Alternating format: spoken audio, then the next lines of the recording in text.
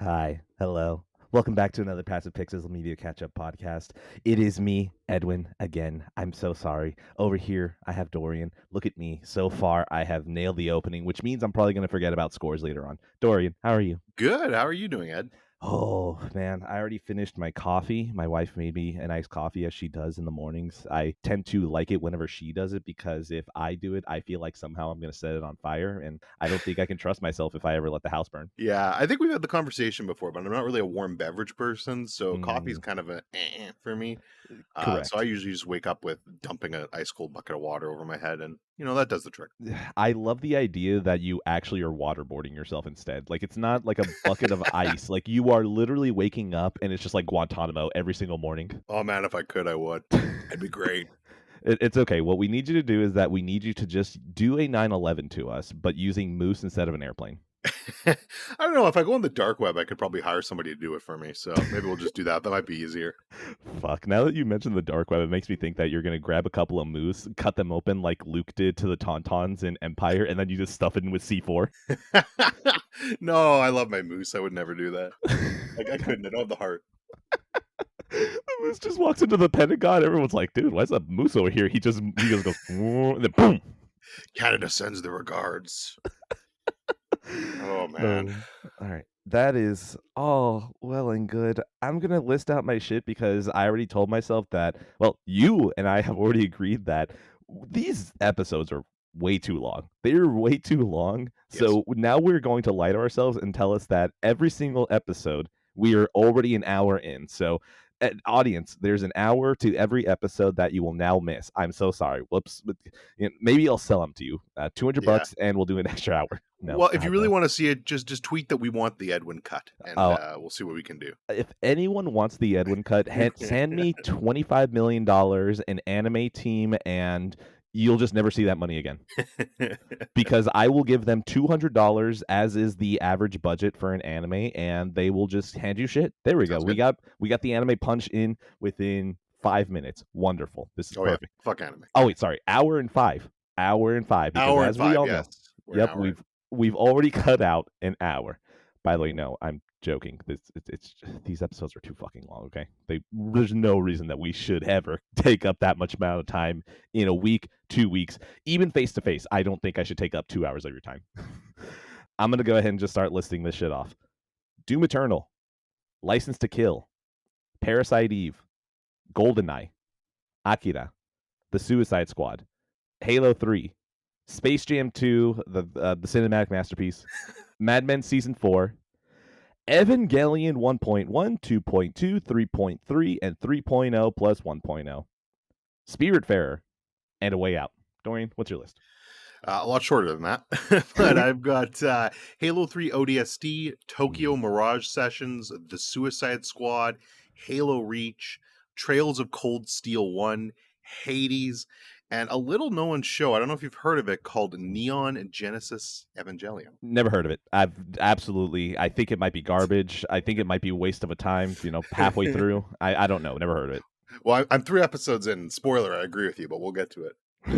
All right, let's go ahead and get the Weebery out of the way first. Do you want to go and lead with Trails, or do I lead with Evangelion? We might as well start the Evangelion block right now, because I All got right, that too. got it. Okay, so Evangelion. To quote a video that I watched a while back, Evangelion, a show that's been on VHS, DVD, Laserdisc, and some washing machines in Japan. It is so widespread, and yet every single time that you want copies of it, it's going to take your entire life savings and your firstborn to be able to buy it. And he is not wrong. That video is not wrong because Evangelion is something that ridiculously hard to find physically until Netflix finally shelled out money and went, hey, here you go. Fucking weeps, here you go. Here it is, right? Now, the movies are different. They are the rebuilds. They are a reinterpretation of the series. The creator is still at the helm, so that's still completely fine. The reason that I talk about the movies is because, well, first off, the Blu-ray, the first one, is completely just out of print. You can't find it. If you want to buy it, you're shelling about north of $100 to find it, so rough. The second one, for some reason, I can still buy new at Best Buy. I don't understand. The third one is also impossible to find, but demands less money. And then the fourth one was released earlier last year. And That one, well, of course, it's Japan only, hasn't been on physical yet. And then Jeff Bezos, in the middle of space, he called up Japan and said, Moshi Moshi, I need you guys to hand me a boatload of money. I need a win. Netflix is out here trying to get the weebs. I need help. And Japan went, don't worry, we got you. Here's the 4 Evangelion Rebuild movies, all at the same day on Friday, the day before we're recording. Here you go. And Bezos went, thanks, and hung up the phone. So all 4 Rebuild movies are on Amazon Prime, and they are there. And I decided to rewatch it because, I don't know if the last one was going to save it. I was kind of hoping it would, but I have no faith in anything ever satisfying me anymore. Oh, I guess getting this far, what is the rebuild? The rebuilds are unrelated to the show and the movie End of Evangelion. The rebuilds are the creator taking the same characters from the same starting point and then sending them on a different trajectory. So it's not like it is supposed to erase the series, it is just him taking it in a different direction. So that's where it all stands. And at least from this minor research that I did, it seems like he did this one for personal reasons, which I'll dive into later on. And he also did it because he started a studio and he said, basically, if I did this, my studio would be secure for like the rest of time with the amount of money that we can demand after this. So, full on respect. The man made a smart choice and it's also tied to an artistic choice. So, full on respect there. Now, the movies 1.1 is just the first 6 episodes of the series. Now, 6 episodes is what I read. I don't know. I don't remember the series that much anymore because I blocked out most of the pieces that I hate of it. So 1.1 is pretty much a retread of the first part of the series. The second one starts taking the pieces and playing around with it. The third one is just so far and above beyond everything, just like everything there, it's still using the same pieces, but it's like almost unrecognizable from anything that came before. And then the fourth goes even further with trajectory. Now, 1.1 I thought was very good. I thought it was a very good adaptation to something that I did not like because whenever you're watching the show, it becomes Monster of the Week very quickly, and that bothers me because Monster of the Week is like, oh, here's 20 minutes of stuff that does not matter for the future, and then here's like a minute or two that's important for the actual overall plot. But whenever you take all that and you make it into a movie, it no longer feels Monster of the Week. It feels like, oh, this is just another story beat. So that does help it a lot. 2.2 is 2.2 is weird because 2.2 I feel tends to step on some of the good moments in the series and reinterprets them, I guess maybe in a worse way, but I feel like worse is still too strong of a word that I want to use. But it takes stuff, it adds way more anime to it. It bothers me. It really does. But then there are some moments that I feel understood the series so well that it just gives it this extra depth to it that if you were to watch the rebuilds and consider that probably the characters are still the same, even if they're going in different trajectories, watching 2.2 would actually even probably make the series better if you went back to rewatch it. So 2.2 is a weird bag of like, oh, that's actually probably worse. And then there's other moments where like, oh, this is so good and it's actually even making the original text better. So 2.2, I think, uh, had I not seen 4 yet, I would have said 2 would be my favorite one, but we'll get there. 3.3, I don't like. I do not think that I like it, even after 4 kind of fixes a lot of stuff. 3 just throws a lot at you and it expects you to care about a certain character that because they were in the series, you kind of have that in there. But I like what the character was used for as a tool in the series, but in the movie, it seems like they try to give it more stock as a character instead of a tool for the narrative. And I think it kind of falls flat for me because of that. And a lot of the movie hinges on that. So at that point, the whole movie was kind of lost to me. The other thing as well is that, oh, I forgot the other complaint I have about 2.2. 2.2 uses probably the most egregious amounts of 3D animation in the mix of 2D animation, and it bothers me so much every single time because you will have shots of just something that you're staring at that's just pure 3D, and then you have like one instance of 2D that's in front of it. I'm like, no, like just make it all 3D. Literally, just make the entire movie an Unreal Engine, grab Unity Engine. I do not care. Just keep the art style consistent if you're not going to be 2D the entire time. Which is why at the end of the day, End of Evangelion is still the peak of everything because there is no 3D there, and all the insane amount of shit that they did there is just straight 2D. Gorgeous. Now, 3.0 plus 1.0, which I've been using interchangeably for 4 because that's a long ass name. I don't need to say that every single time. The fourth movie really was the missing piece that the entire movies needed because I truly believe now that this was something that the creator Hideaki Anno really needed. Like he needed this cathartic close to Evangelion. Like I genuinely think that I love the fourth movie because it's probably the most obvious he is about what the purpose of these movies are. And well, Dorian, do you know just how prevalent Evangelion is in Japan? I know it's a really fucking big deal. So, like, I don't like the whole washing machine joke. I definitely had heard that before. So, I know it's very popular. Okay, so Evangelion is something that, at least judging off of one video that I've watched, right? Literally just one video. You can hear the Evangelion theme inside a train. You could probably go into like a karaoke bar and you would probably hear someone sing it at least once a night.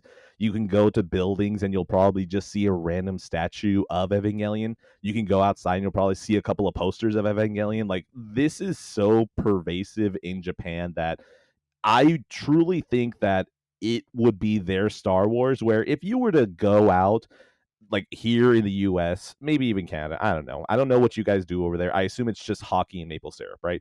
So over here, like if you go and it's easy to find something Star Wars if you are anywhere around people, right? And Japan is pretty much that.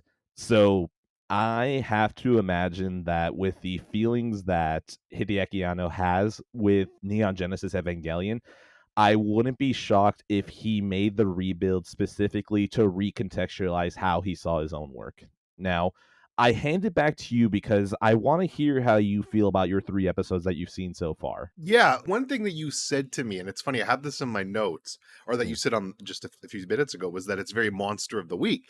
And it's funny that you mentioned that because one of my notes is that it feels very Saturday morning cartoonish to me, this show so far, in Mm-hmm. the sense that it just seems like every week. And I've only seen 3 episodes so far. I'm very Mm. late to start this. God bless my friend for hooking me up with a Netflix account. I appreciate you, so I didn't have Shout to out give to him the Poop. money. Actually, it was a different guy, but Oh, never Poop mind. was going to as well. So thank you, Poop. But it feels very Saturday morning cartoonish to me in that sense that it just feels like every week it's going to be a new monster that you fight with a little bit of story development.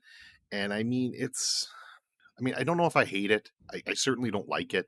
It just feels very plain. Like I'm not big into the whole robots fighting, and that's definitely a big part of the episode. There's that weird, quirky Japanese humor in there, which I do not find funny. The perverted stuff I do not find funny. I mean, there's two things I've enjoyed about this show so far. The penguin, I don't know what the fuck's up Yes, with it, Pen but the Pen. yeah, I mean, that was the most random fucking shit I've ever seen in my entire life. But God bless that penguin. And what I've actually done is I muted at the end of every episode and played the actual music. Fuck you, Netflix. Yes. And that is a great little jam. I like that song. But everything, the opening intro, I can't stand it. Like I What? No. No. stand it. Oh, No. No. oh. No, episode's over. God, no, we can't. No, no, we're not doing this. The No, whole no. boy becomes a man. I don't. It's Wait, oh, so cheesy to me. are I'm you? Wait. sorry. Are you watching an English dub of it? Like, is the song English dubbed? No, I'm listening. I'm doing subs. I'm doing subs. Wait, okay, no, no. We're not gonna have Cruel Angel Pieces hatred on Passive Pixels. No, no. I'm sorry. I just don't Cru- like it. don't read the lyrics. Don't read the lyrics. The lyrics, The of ly- course, are gonna be on the nose. the lyrics might be fine, but it just feels so like Yeah, you can do it, Shinji. Yeah. Look, if you like Let the Mystery Be, okay, you can like this, okay? Because at I some point that song is like, "Oh, really? Okay. All I right don't know. then." I Wait, like Let the Mystery Be. I don't love it. wait, okay, hold on. Like even the first episode is great because Shinji gets his ass kicked so fucking badly, which is I mean, hilarious when you look at the song. yeah, that was good. Yeah, Shinji doesn't do shit, all right? The Evangelion handles it all, and that's what I like about the song. The song is like, "Yeah, you can do it." The first episode fucking demolished. Demolished. Shinji, you can't do shit. Yeah, I mean, maybe it'll grow on me. Maybe it'll grow on me. But Dude, the I like the end credits song a lot better. I'll say that much. Although I uh, don't know what I muted Netflix, so I don't know what they fucking replaced it with. But they the replaced it with Ray's theme, which is just the little piano theme, and yeah, it's no, like I love Fly Me to the Moon. So yeah, Fly Me uh, to the Moon is incredible. But yes, the sad part is that it took giving that up to get the show on Netflix, which you're still hoping the Blu-rays bring it in, but I doubt it. yeah, I don't know if they'll license that. That'll be interesting to see. But Mhm. yeah, I mean, so far overall, like I guess I mean I don't know if I mean you hated the first 16 episodes, right? Yes, absolutely. Like for the Yeah, most part, it just did nothing for me. The only things that were carrying me through were a Cruel Angel's Thesis and Pen Pen. Like that's it. yeah, I don't know if I hate it as much as you, but I certainly don't like it. Like I was on my phone for a good chunk of the third episode, which is never Good a move. good sign. So I mean, I'm going to keep doing that. I very much read what you've said, so I will stick with it. I will finish it because, and I'll decide if the payoff's worth it then. But yeah, it's just I don't know. It feels very anime to me, Yeah, which no, yeah, it really does. Which, to be fair, with the way that Hideaki Anno wrote this, right? It was very. What was it? I think what happened is that one of his friends was like, "Hey, I need a time slot filled. Here you go. You write whatever you want. Go for it. We'll air it. Just give me something to air." So had he done a he show before this? Sorry. used to work at Ghibli, and then I think Okay. afterwards he made a movie that bombed really hard. So he Ooh, was already in a depressive state because of that, gotcha, and then gotcha. he was basically given a blank check of that opening spot. So pretty much the entire series was him just throwing shit at the wall for a little bit. Like he's like, whatever. I'm just writing these episodes as we go. So I think just eventually he started something very plain and boring, and then eventually his depression seeped in, and that's what started coloring pretty much the rest of the show. And once it starts coloring it, oh boy, That's cool. oh boy, One thing I will give the show credit for is, especially, it's sorry, it was 1998 it originally came out? Seven? six, I think, six or Six? seven. 1996? That for that time, the animation's actually quite nice. So I'll give it full props for that. I actually like the animation in it. No, So no. The animation, every single time that I think about the show's animation in the fight scenes, I'm like, oh, yeah, that looks good. But, oh, wait, actually, no. I'm going to jump back to the rebuilds for a second. So, remember how I was complaining about the 3D effects? The yeah. Evangelions in the movies are always 3D. Like, at least from one of the booklets that I read from either the 2.2 Blu-ray or the 3.3 Blu-ray, apparently the Evangelions are always 3D, and every single time I watch them, I'm like, how the fuck is this 3D? And every single time that I see these giant robots, I don't know how the hell they pulled it off. Where these things, like, occasionally you can kind of tell that they're 3D, but they're done so well that it's unbelievable. Like, I really do think it's probably the closest a 3D animation's ever come to look to 2D. So at the end of the day, those things have always been incredible.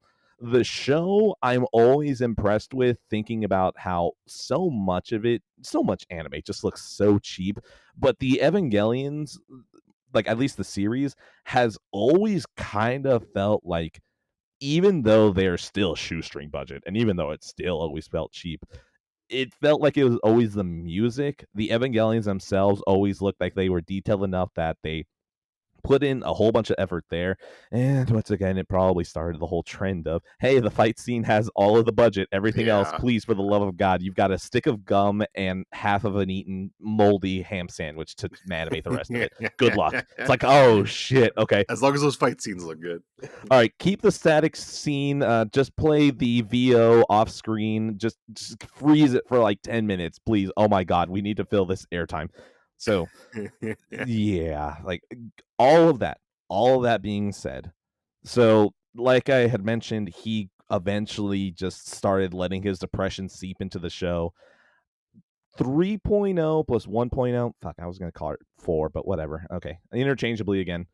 The thing that 4 showed me more than anything else was that the way that I phrased this, like, earlier this day, right, is imagine if you were just severely depressed and then you wrote something and then your entire country became obsessed with that work, and everywhere you went in that country, you were reminded of that depression because of the work that you keep seeing. Right. And I can't imagine how fucking horrible that has to be to just keep looking at something and being reminded, "Oh, yeah, that was the darkest point in my life."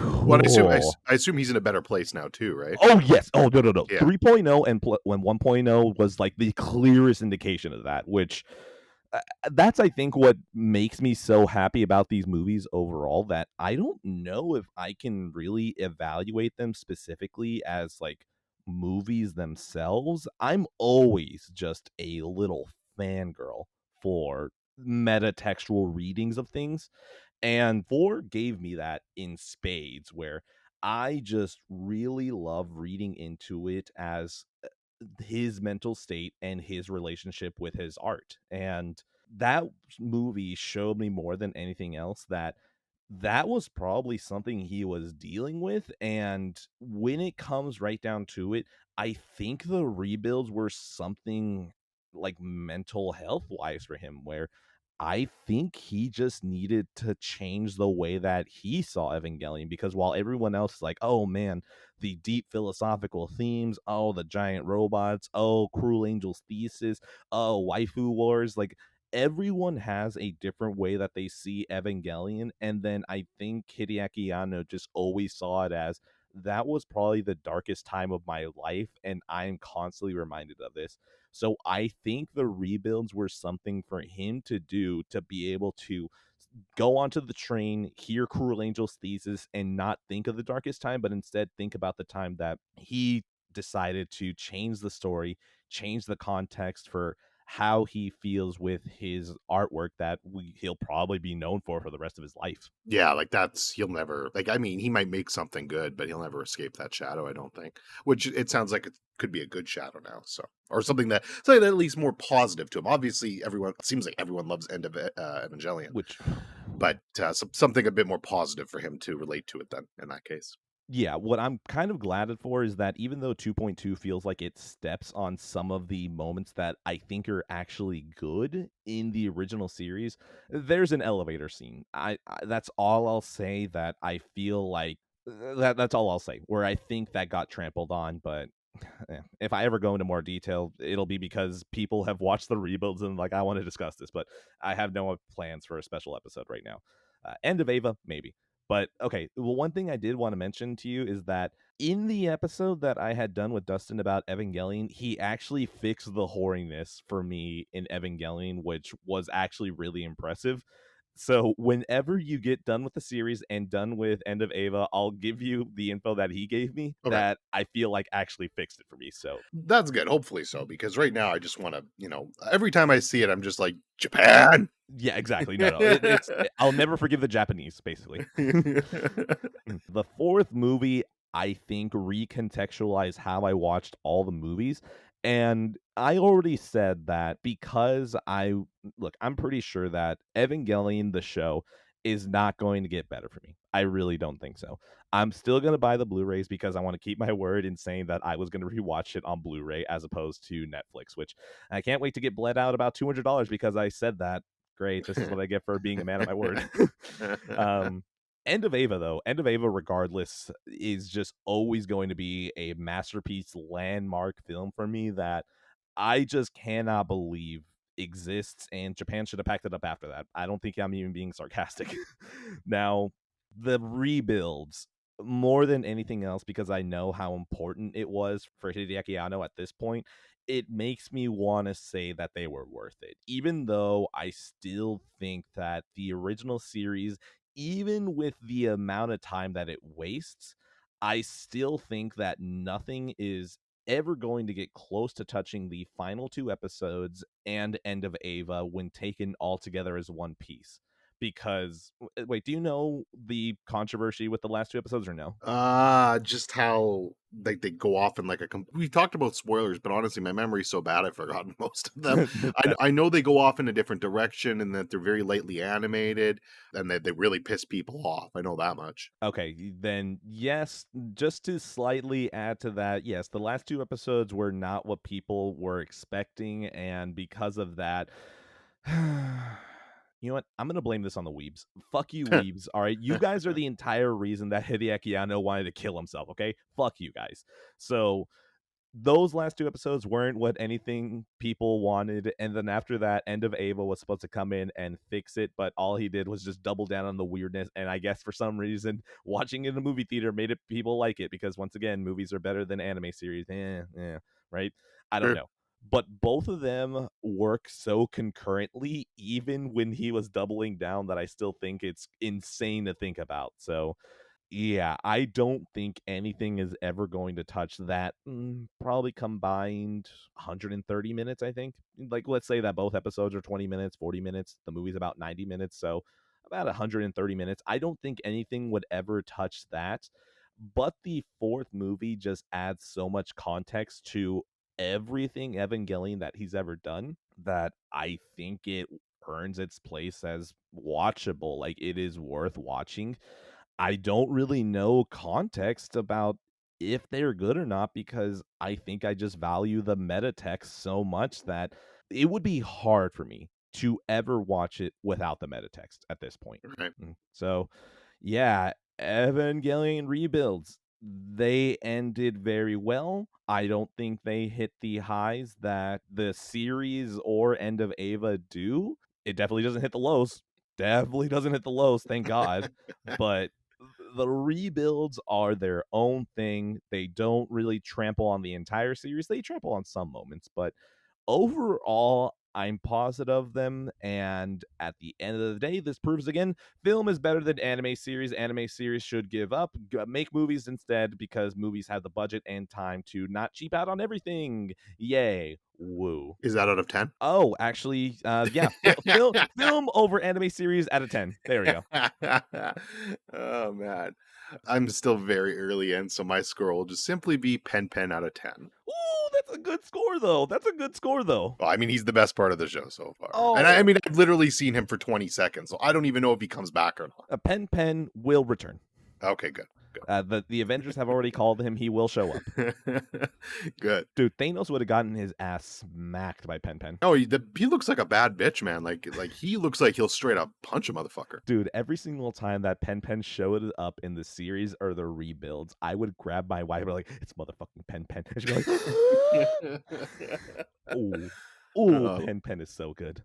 I Okay, love it. so all right, that's what I got. Tossing it to you for opening week trial. Yes, opening Weeb Trial. So I have been playing, and I'm still playing, The Legends of Heroes Trails of Cold Steel Part 1. All right, now time to test myself and see how long I can roll my eyes. All right, go. So let's let's start with a little bit of background. This is a series made by Falcom, a developer in Japan, and it's a long running series. Basically, it's huge overarching games. There's a bunch of different series. This is actually, I think, technically, I mean, oh my god, you straw hats, you're gonna be rolling your eyes at me trying to explain this history. I apologize in advance. Eh? I'm not the guy for it. But basically, there's a series before that predates this called The Trails in the Sky, which is a PC exclusive only series right now. I think you can get it on Ew. PSP 2 or something like that. But that was the first one. Then there was Trails of Cold Steel, I believe. And then there's another one, Trails of like Crossbell or something like that. That's not the right name, but it takes place in Crossbell. Those were Japan only, but I think they're getting moved to the States in 2022 and 2023 for the first time. So anyways, all these games kind of interconnect with each other eventually. Apparently, the best order to do it in is start with Sky and then work your way to Cold Steel. But Sky is very dated. It's only on PC, which, if you know me, fuck PC. I don't want to Disgusting. play games on PC. Ew. I'm gonna probably get a Steam Deck though, just so I can play these goddamn games at some point if I'm enjoying the series enough. Which so far I am, but I'll get into that. Oh no. Sorry about your eyes. Uh, Cold Steel. I look like the Undertaker right now. Rest in peace. Oh God, Okay. trust me, I can't quote it. I don't remember this anymore. I think he said that. Hopefully. Sorry, Johnny. Look, we can Um, say whatever. We can say whatever. I'm pretty sure the Undertaker at some point wanted to sell me car insurance. I don't know. if the fucking Undertaker did not say rest in peace at some point, then I don't know what's going on with my life. All I remember is him getting out of the coffin. That's it. Yes, that was cool. That was cool. I think he did that multiple times. Yeah. So, anyways, Trails of Cold. So I've been playing Trails of Cold Steel 1. That's the first in the series. Got an imported European copy. It's good. I'm really liking it. Here's the thing with it, though. So I am probably 20 hours into the game now. 21 hours into the game. How long to beat this? This is a 60-hour game. I'm playing with turbo mode. I'm going to be done it quicker than that. Like, I'm probably going to be done in 45 to 50 hours. Still long, though. Still a JRPG length. Shorter than Persona, though. Here's the funny thing about this game, though. So, like I said, I'm 20 hours into this game. I kid you not. It took 17 to 18 hours for them to actually start developing the story. Not lying. 17 to 18 hours to develop the story. And then they develop the story at the end of the chapter and then start the next chapter and just kind of lose that story development for a while. Now we're back into it again. But I'm saying there's like 18 hours where there's no story. Then you get a little bit of story, probably about like half an hour of story. Then they forget about it for an hour and then they get back into it again. This game's pacing is something, it is a fucking sight to behold. They've spent 18 hours just on character building, world building, trying to get you invested in this world and these characters. And it's so ballsy. Like, I don't know why I'm not hating it more, because I should hate it. It's ridiculous that you spend that long, because there's 4 games in this series. So it's very obvious to me that apparently from 2 on, everything's just go, go, go, go, go. And they're spending this entire game building it up, making you care about things. But I mean, it shouldn't work, but it kind of is for me. I'm really enjoying it. To me, the best thing I could say about this game is it feels like if you took Harry Potter and you took Game of Thrones and you just fucking made them weep. That's kind of what this game is. And it's got a lot of political conflict in there, with the school setting, and then just kind of developing this world that's on the brink of war. At least that's what I feel like it's heading towards. I don't know. It's interesting, and it flies in the face of everything that I should appreciate, but I'm really liking it so far. And to the point where I've already started getting the other games in the series. I'm looking for steel books now. I mean, maybe this will all throw on my face eventually and I'll end up hating it. Hopefully not. But I mean, 20 hours in and I'm definitely invested in the game. I want to keep going. So my imperialistic side is coming out and just wants to conquer Japan to get them to cease. Oh my god. Weeb Harry Potter. Harry Potter is already weeb as it is. Oh my god. And then they just Game of Thrones weeb. Oh my god. No. The problem is that I don't think Japan knows how to handle violence. Well, to be fair, the violence hasn't been huge yet. When I say Game of Thrones, I'm very much thinking it's going to head Game of Thrones direction, because basically you've got these 4 big houses, they're called the big families, these noble families, and you can tell they all have, and they're all building their own armies, they're all building their own defenses. And you can just see the direction it's slowly going. It's certainly not there yet. We're 22 hours in and we haven't gotten there yet. But you can just see that's kind of the seeds are planting. Everybody's building their own army. And I don't know where this class technically fits in yet, because they're off doing their own thing in school and kind of stumbling into these issues and helping these people. So I don't know where they're going to fit in at the end of the day, but you can definitely see the conflict is starting to rise up. Just the idea of all this is enough to make me cringe into a tiny box. I feel like I could contort myself with the amount of uncomfortability I feel. Well, and I'm not going to blame you. If you were playing this game, Edwin, and you just said that exact same stuff to me and explained it that way, I'd be cringing too. Like, I would be. I would be cringing my life away. I'd be like, this is the stupidest thing. It's funny, before I started playing this game, because, bless you, Straw Hat, he would keep mentioning this game. It's kind of his thing, his shtick. He would mention Trails of Cold Steel every chance he could get. So I was like, well, what is this game? And I watched like a video of it, some combat, some trailer, and I'm like, man, this game looks shit. Like, I'm sorry, I don't want to play this fucking game. But what made me bump it up so quickly is I got him to play Parasite Eve, which you'll talk about later, I guess. Yes. But I got him to play Parasite Eve in a trade because he had never played. And I was like, oh man, you should play this game. At least give it a shot, because I don't know, I'd want to see your thoughts on it. So I was like, I'll tell you what, if you do this, I'll bump up Trails of Cold Steel. Because instead I was supposed to be playing Kingdom Hearts 3 right now, which would have been a whole different week conversation. We'll get to that. I don't know which one's worse. But yeah, no, it's I don't know. It's fascinating. I've still I don't want to go into it too much because once I finish it, I think I'll have more to say and definitively on it. Apparently, the game ends on a giant cliffhanger, and everyone's like, "Oh, you're gonna play two right away. You're gonna play two right away." These people don't know how structured my fucking backlog is, though. I ain't playing two right away. Yeah, but But if you get a new game, it bumps up to the top. yeah, it's true. Yeah, no, and that's the problem. Starting in September, I have Life is Strange: True Colors. I have Lost Judgment. In October, we're doing the Resident Evil thing. I'm Oh, doing I'm then starting that I in August, by the way. Like, I know that there's no way I'm gonna finish all those games unless I start in August. Wait, that's oh my fair. god, Yeah, we're in August. Oh fuck. I Oh mean, god. Oh god. Oh god. I gotta start. Oh my god. Oh fuck. you Wait. better get started soon. Wait. No, no, no. Wait, no. Sorry. September. September. Oh, Oh my god. Okay. September. Okay, there you Oh, go. I'm so dumb. Oh my god. I There you go. really started freaking myself out. I might actually sneak a Resident Evil game in September if I have time, actually, because I might have time in the middle there to sneak in Zero. But you know me, I'm kind of a machine with this shit, so I think I'll be fine if I just wait till Horrifying. October. Yes. Yeah, so October we've got that. Far Cry 6 is in October. So Guardians of the Galaxy is in October. So there's a lot of new shit I want to play that I'll sprinkle in. But yeah, that's what I'm saying. Like even if it ends on the cliffhangers of cliffhangers of cliffhangers, which I'm expecting it to, honestly, the earliest I could see myself getting into it is maybe November, maybe December, because I still want to play Halo Infinite, which is going to be in November. Oh yeah. I don't know what else is in November. COD, I don't really care about. I don't know, but anyways, You're um, telling me you don't want to buy the sexually assaulted video game Call of Duty? I, What?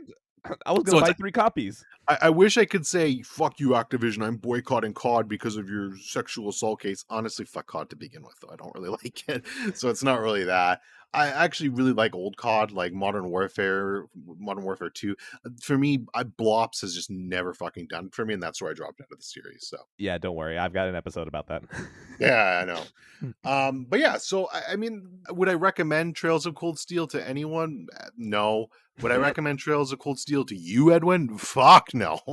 Although, see, watching you play it for 10 hours would be absolutely hilarious. So I almost hope God of War does come out this year. Oh God! Context. Straw Hat, one of the co-hosts of Weebs of the Corn. I've been over there if you want to understand why I hate Weebery and anime and all that, right? Basically, we have a bet that God of War was going to go to PC at some point in this year.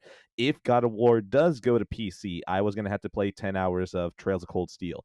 If God of War does not come out on PC this year, he has to play Spec Ops: The Line. So I'm trying to culture him. He's trying to make my life miserable. Yeah, but I think you're safe on that bet, by the way. I'd be a shock if God of War comes on a PC this year now. Uncharted Uh, 4 for PC. yeah, probably, maybe. I don't know. I don't know if anything else is coming out this year, though. But yeah, I think you're safe. But watching you play 10 hours of this would be absolutely hilarious. Like I would that would be must watch stream entertainment for me, just to see how far your eyes could humanly roll back into your head. Can you imagine if I played the entire game with my eyes rolled back and it's just like, how can he still play? He can't see. How is he still doing this? Yeah, I still think you'd appreciate it more in Days Gone though, but I don't know. Maybe not that much. Look, at least Days Gone, I had, oh wow, Oregon's really beautiful. This would have me like, why the fuck do all the characters look like every anime ever? Yeah, I know Why? you popped in my stream for what was it, like 2 minutes? Yeah, I that was think- too much. That was Yeah. that was 5 minutes too much. Well, and one thing I'll say too, and I'm about to upset the weebs. I'm sorry, but Good. it's funny. All of them were like, "Oh, the music in Trails is so great. The I music's don't know. fantastic." Mm-mm. I don't know, man. Like, I mean, there's a couple of catchy little tunes, but I think for the most part, I mean, the voice acting. I'll say this: the voice acting has actually been pretty good. Like, there's been one or two characters I've come across so far that I've been like, okay, this is pretty cringe, but it's a giant cast, so props to them for that. But for the actual music itself, I could honestly probably be playing this game on mute. I don't think it's anything special. Hey Weebs, have you ever played Near Replicant when you open up into a gigantic open forest and then Ketchi Okabe just goes, yeah, you're going to fucking vibe.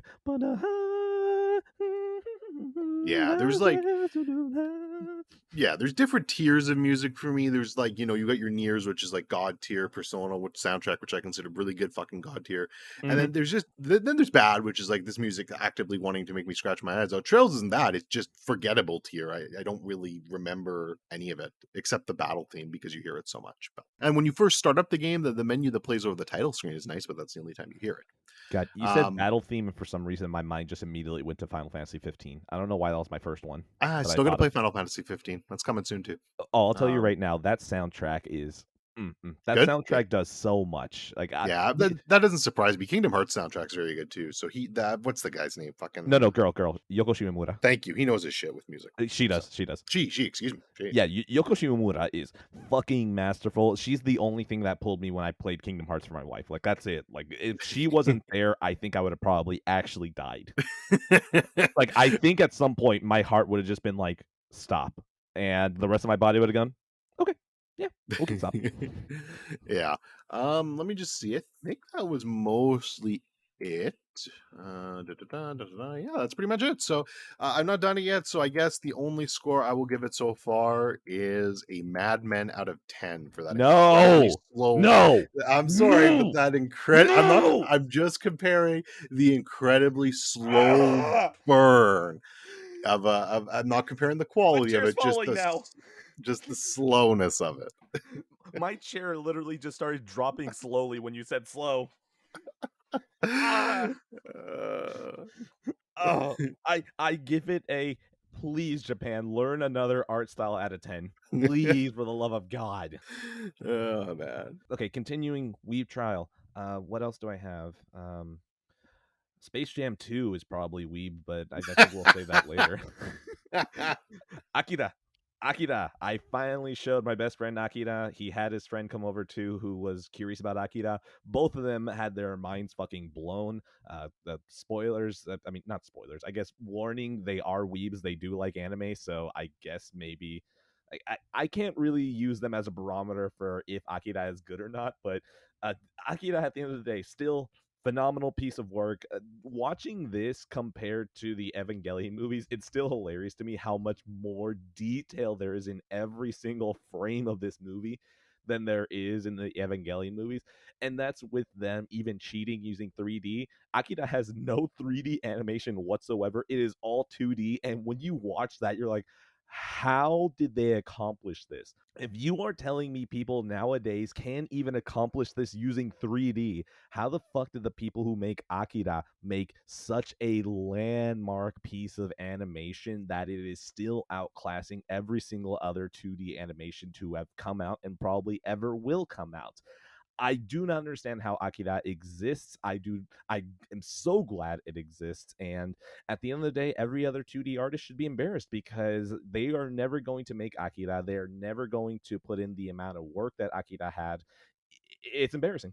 It's embarrassing because even with the help of computers, they still aren't touching anything that Akira is doing. And I'm going to say something controversial. Even with all that said, even with all that said, I think End of Evangelion is better. I I don't understand how it wasn't until Akira. There's a certain point where Akira just loses its goddamn mind and decides to get really experimental, and I fucking love it. For some reason, I don't understand what it is. Whenever Japan gets really experimental, I'm into it. Like I just am super into it, and Akira does it. Fucking love it. End of Evangelion, when that thing loses its mind, I think it's God tier. I think it is top tier. I think it is possibly one of the most greatest artistic expressions I've just ever seen. And the best part is that Akira is something that easily influenced everything else in Japan afterwards. And End of Evangelion took those inspirations and then just took it another level. And at the end of the day, Hideaki Anno is just a he's just a madman. I don't know how the hell he did it, but he topped Akira in the weirdness and just the experimentality. And at the end of the day, Akira and End of Evangelion will even throw Perfect Blue in there. We'll throw in Ghost in the Shell. I think if you just grab these four things and then dump the rest into the ocean, just that's it. You don't need anything else Japan has ever made, movie or TV wise. That's it. That's fair. Yeah, I need to check that out. I think after Evangelion. Am I saying that right? By the way, is it Yeah, Is it Evangelion. Evangelion? Okay. I think after I finish Evangelion, I'm gonna watch that finally because I've heard enough good things, and I know no one likes it. So Just at the end of the day, I have to tell you, Akira is just going to be one of those movies that by the time you were done with, you're going to be like, yeah, that was some shit. Like, I gotta be in the right mood for that type of thing, but I do enjoy it. no, I don't even think you have to be in the right mood because, like, Oh, the opening scene, I think, is something that needs to be studied because it is probably one of the just greatest settings.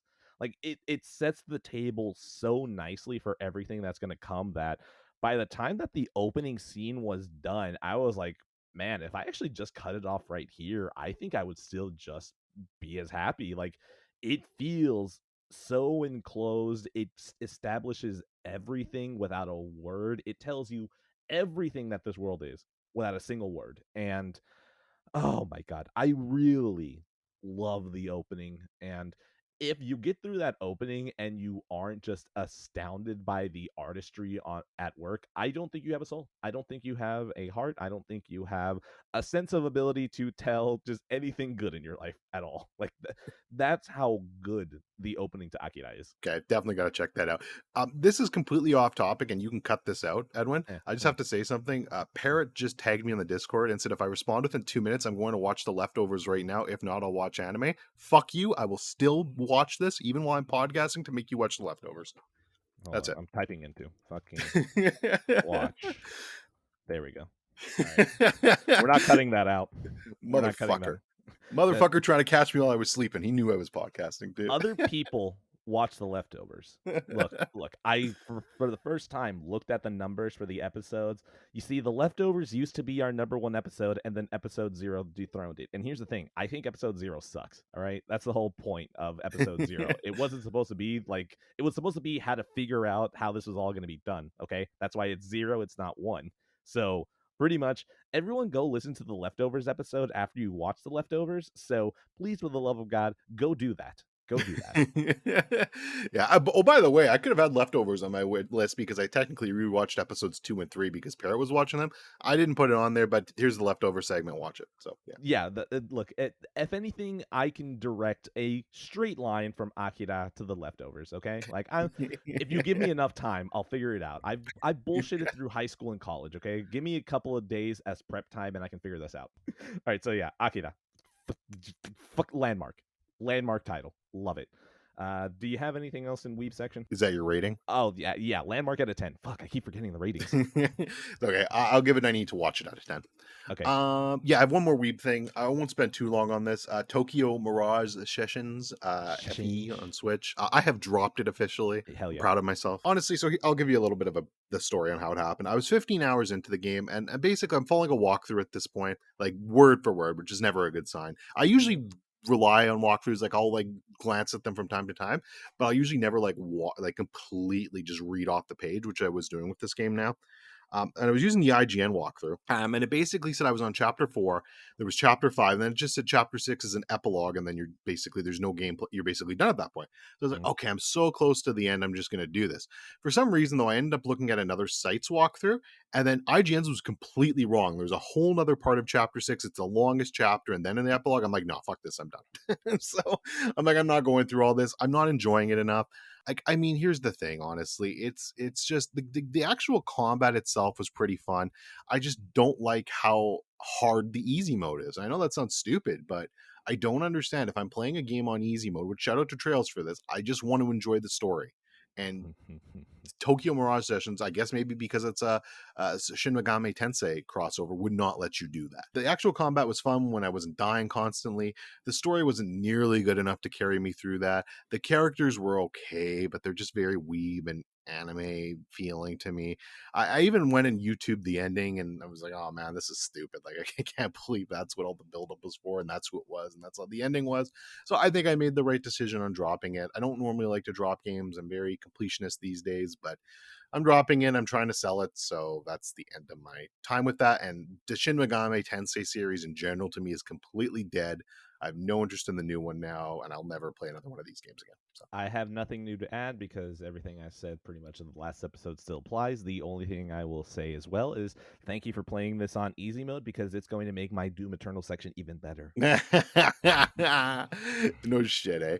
Oh, and one other thing, this game has made me realize one of the things I need in a JRPG is social links. I don't know why, but I need social links and that social activity. If a JRPG does not have some sort of social link element, it is a mountain for me to climb. I can still enjoy it, Final Fantasy VII, but it is a mountain for me to climb, and it makes it harder. So one thing I've noticed with this and Shin Megami Tensei 3. So, were the characters being developed in Tokyo Mirage Sessions at all, or? No. Okay, that's why. That's why you need the social link. Okay. I mean, it depends. Like, this girl's very shy, and oh, you're going to become an idol now. Okay, now from the power of magic and friendship, you can become a better idol now. Okay, Oh, anime development. yeah, it's pure anime development. Jesus Christ. I Okay, can't yeah. believe I honestly am surprised I put 15 hours into that. Not for me at all. Not for me at all. Okay, I think what it is that it's not that you need the social link. I think you just need them to write characters. I mean, maybe that's it. To be fair, there needs to be something. Yeah, I have nothing more to say. I don't usually rate games that don't finish, but like unofficially, that game's probably like a 4 out of 10 for me. I'm gonna give Tokyo Mirage Sessions a Wii U out of 10. Yes. I love how mean that is. Okay, let's see. Do I throw Parasite Eve in here? Yeah, sure. Let's just throw Parasite Eve in here because it's not going to be that long. Sure. Parasite Eve, I put it on PS3 and I played it for a little bit. I was like, hey, you know what? This feels like it has an interesting vibe. It's Square while they were at their most powerful, and they decided to make a weird mid 2000s cop game about a woman in New York, and there's an opera singer who sings and everyone combusts, and their the mitochondria is going to destroy us all. I was like, oh man, this feels so dumb. I think I'm into it right now. And then I died against one enemy and it sent me back to the beginning, and I went, haha, you're fucking funny. And then I took the save and I broke it and I made myself level 99 and then went back and destroyed that exact same fucker because I thought, you know what? Is it worth enough to try to figure out what's going to happen for me to go and break the save? Yeah, I guess it is. So I broke the save, made myself level 99, kept playing it, and I'm like, oh man, I think what I like about it is that it feels like the Japanese pandering to America. Yeah. Obviously, Final Fantasy VII was easily the groundbreaker that brought Japanese games over to the US in like a big way. Yeah, sure, there was Final Fantasy IV, Final Fantasy VI on the SNES, but I mean, those were still probably niche. Like, it wasn't probably doing anything like Mario was, but Final Fantasy VII is the one that broke through, and then after that, people started understanding JRPGs. So Parasite Eve felt like, oh, we have this audience, we could probably capitalize it. Oh yeah, there's this character, she's a cop in New York. Yeah, what's more American than that? And so all of this feels so much like just pandering, and I don't know what it is. I think I love it whenever the US has something they give it to Japan, and then Japan reinterprets it and gives it back to us, because I imagine that we sent over their like Lethal Weapon, and then Japan went, oh man, Lethal Weapon, that's some shit. Hey Kojima, do you want to make Police Knots? And he's like, fuck yeah, of course I want to make Police Knots. And then they went to Square like, hey Square, you want to make Parasite Eve? They're like, we just read a textbook from biology in 7th grade. We're going to talk about the mitochondria and the smooth endoplasmic reticulum. Yeah, release Parasite Eve. Drop that shit. Drop that shit. So Parasite Eve feels so much like US pandering, and I I hesitate to say I like it because I think right now it's ironic liking. Like, it's like, oh my god, I don't think this is good. I don't think this is good, but like, this is so dumb. Like, you've got the hard-boiled cop who's divorced and has a kid. He's like, yeah, but I'm always working on the force. I can never see him. I feel like I could be a better dad. I'm like, oh my god, this is so fucking cliche. This is so cliche, and it feels so much like if you went to go watch like a movie from the 1920s. It's like, oh, you don't have a handle on the medium yet. How cute. And Yeah. that's what it feels like for Parasite Eve. It's like, oh man, you guys didn't understand video game stories yet, so you're just redoing what movies did. Like, it's so charming from like a learning standpoint that I'm just like, I'm gonna get back to you. But I still haven't really gone far enough. I'm probably still like maybe an hour in. We're gonna go drive to the museum, and there's some dude there who's been studying the mitochondria. And Yes. seriously, every time they say the mitochondria, it actually makes me laugh, because the mitochondria is the powerhouse of the cell is a fucking meme. Like, everyone uses a meme about how school taught you nothing important in life, but don't worry, you know, the mitochondria is the powerhouse of the cell. So the fact that now that meme has gone back and infected how I'm reading Parasite Eve is never not going to be funny to me. I just love the idea of the Japanese like, yo, look in the textbook. What's going on here? Smooth endoplasm? No. Rough endoplasm? No. The femur bone, no. Mitochondria, hell yeah, put the fucking mitochondria in there. Like, I just love every single time they say mitochondria. It's funny to me. I love. Oh my god. So yeah, this feels like it's gonna be a very ironic romp for me because I just enjoy seeing this and how it plays out. Yeah, I'll take it, man. I love Parasite Eve. Now, in the sense, it's a lot of those same ways. It hasn't aged very well, but man, what a great game. By the way, do you know who's the composer for this game? No idea, but I will say that the music, I'm just like, yeah, you know what? This is doing it for me, all right? Like whenever they're in the cop theme, doo, doo, doo, doo, doo, doo, like I don't, I'm probably even humming that wrong, but I was like, you know what? This feels right. I'll give you a hint. We just talked about her. No way, seriously? Yeah, yeah. She actually does the music for this series. I didn't know that either. You know Just look. what? That makes sense. That makes sense because Yeah. Yoko Shimomura, if there's anything about that woman, I will never count her out. Like, look, she pulled me through Kingdom Hearts, okay? Like, fucking Kingdom Hearts. Oh, Yeah. yep, there's why. There's why Tetsuya Nomura was the artist. Fucking of course. Yeah, so there's a lot of threads there. It's an incredibly hard game to find too at this point. Like you basically have to buy it and play it on PS3 or Vita or something like that. I think I have it on my Vita, but and I actually have the original PS1 copy still. Ooh, hold on to that. Yeah, Parasite Eve so far feels like an irony out of 10. Yeah, for me that game, I really don't have anything ranked before 2000. The Like Dark my Ages. rankings go back Mhm. to then, but probably like a 7.5 out of 10. Okay, fair enough. Let's see. Is there anything else here? You know what? Oh no, you didn't watch Old. Oh no. Okay, well, you know what? Space Jam 2 is gonna go here. uh, Space Jam 2. Space Jam 2 is quite possibly one of the greatest cinematic moments that film has ever had. Um, Space Jam 2 has showed me that LeBron James is not only one of the greatest athletes in the world, but I think he might actually even be someone who matches up with Marlon Brando as one of the greatest actors to have ever lived. I think Robert De Niro should probably kill himself because if he never could have given us a performance like LeBron James did in Space Jam 2, with the connection that he has with his son and the very deep connection that a father has to their son, I think Robert De Niro should just kill himself. I think it's over.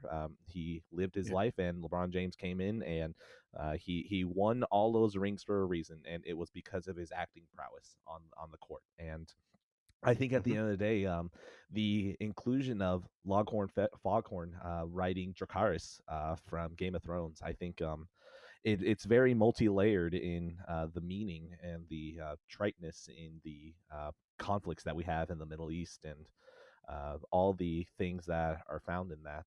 Um, the inclusion Yosemite Sam in Casablanca, I think, gave me the sequel to Casablanca that I don't think we ever thought was possible. But Yosemite Sam comes in and upstages Humphrey Bogart as one of the greatest actors that we've ever seen. And the fact that the performance came from a fully digital character, I think, shows us that any movie before the year probably 1990 was probably a waste of time. We should have just given up. I think the Looney Tunes are quite possibly one of the greatest acting troupe to have ever existed. I think Monty Python as well. I think all of them should have just killed themselves because they don't have the gravitas, the true emotional depth that Bugs Bunny has when he kills himself by redoing one of LeBron James's moves. I think I cried when Bugs Bunny said, "That's all, folks," and then died. I don't Yeah. think that a film has ever touched me on such an emotional level as this. And I think Space Jam 2 is going to be a landmark title for films moving forward. I think at this point, the rest of films are really going to be looking and going, yes, Space Jam 2 was my inspiration. Denis Villeneuve, Christopher Nolan, and just all these other directors will be looking at Space Jam 2 and going, why didn't I make Space Jam 2? They have been completely ruined moving forward. Film at this point could shut down. Space Jam 2 is the truth. Granny, Yeah. Granny being in the Matrix, doing the whole spin thing. Warner Brothers themselves parodying their own movie, I think is just it's cinema. It is true cinema. It speaks to the soul. And the I can't do this anymore. Space Jam 2 is a piece of shit. Oh my god. This movie fucking sucks. LeBron James couldn't scream for his life if it depended on it. All the kids are bland as fuck. I don't need anyone throwing 2D characters in Casablanca or The Matrix. Space Jam 2 is such an insult for the amount of corporate shit that we have to deal with on like a weekly and daily basis that it's so cynical. Like whenever I watch Jurassic World felt like it hated itself for being a sequel to Jurassic Park, but it still has to make its money, so it still continued. Space Jam 2 had all of that, but it's also trying to genuinely like it, and I can't. I can't. There's only two bright spots. What was it? I think I was actually keeping count of how many times the movie made me laugh. The movie made me laugh like I think 4.5 times. And the reason I said half is that if I kind of like exhaled from my nose, I was like, okay, yeah, cool, that's a half. It made me laugh 4.5 times, and two jokes actually landed. One of them was honestly not supposed to be a joke, which was Bugs Bunny sacrificing himself and dying, which fucking hilarious, honestly. So what Bugs Bunny does is that they're playing a video game, and that's the whole way that the Space Jam works in this movie. And apparently, if you do one of LeBron James's moves in the game, it glitches out and deletes that character. So Bugs Bunny does a LeBron James move and then gets deleted, and his dying words are, "That's all, folks," and then dies. And I can't tell you how fucking madman maniacally cackling I was at this. The idea of Bugs Bunny killing himself using a LeBron James move and dying to "That's all, folks." That fucking killed me. And then the other thing is that they were like, "Hey, we got Michael Jordan back," and they hype it up and like, "Michael Jordan's back. Michael Jordan's back." Nope, Michael B. Jordan. Fucking killed me. That actually was a legitimately good joke because Michael B. Jordan's like, "Yeah, what do you want?" And all the Looney Tunes are accidentally being racist. They're like, "Wait, that's not Michael Jordan?" Like they keep looking at Michael B. Jordan. They're like, he's black. I think that's still Michael Jordan. You're like, oh my god, oh my god. I always knew Daffy Duck was secretly a racist. I knew it. Like, oh man, those are the only two jokes. And by the way, there's no reason this movie should be 2 hours. Fuck, why is this movie 2 hours? I do not need to see the Warner Brothers jacking each other off. Like, hey, look at our IP, look at our IP. Please subscribe to HBO Max. Like, I couldn't fucking stand this movie, but at least it gave me enough shit to make fun of that. Even those two jokes, though, like those two jokes are like, was that worth it? No. Am I glad I saw them? Yeah. Here's my insight into the movie. Fuck LeBron James. Well, you see, I think Tencent just sent me an email saying that they know where I live. So, Oh no, LeBron James is great. Oh my LeBron James is god, going to get Best Actor considerations for this role. Best Actor. I truly believe that if the Oscars do not nominate LeBron James, it's because they hate black people, okay? I think that's what it is. Oh, God, good. Okay, the laser sight is off my head. Okay, I think we can move on. Ooh, sorry about that. My bad. Okay. Oh, no, I know. Look, they're always listening. Hey, Xi Jinping, don't worry. It's okay. I'm winking at you. Please don't hurt me and my family. I give Space Jam 2 a 2 thumbs up out of 10. Please don't hurt me. I need to get somewhere, please. I give it a Winnie the Pooh should be banned out of 10. I see the laser sight. Oh, please move on before.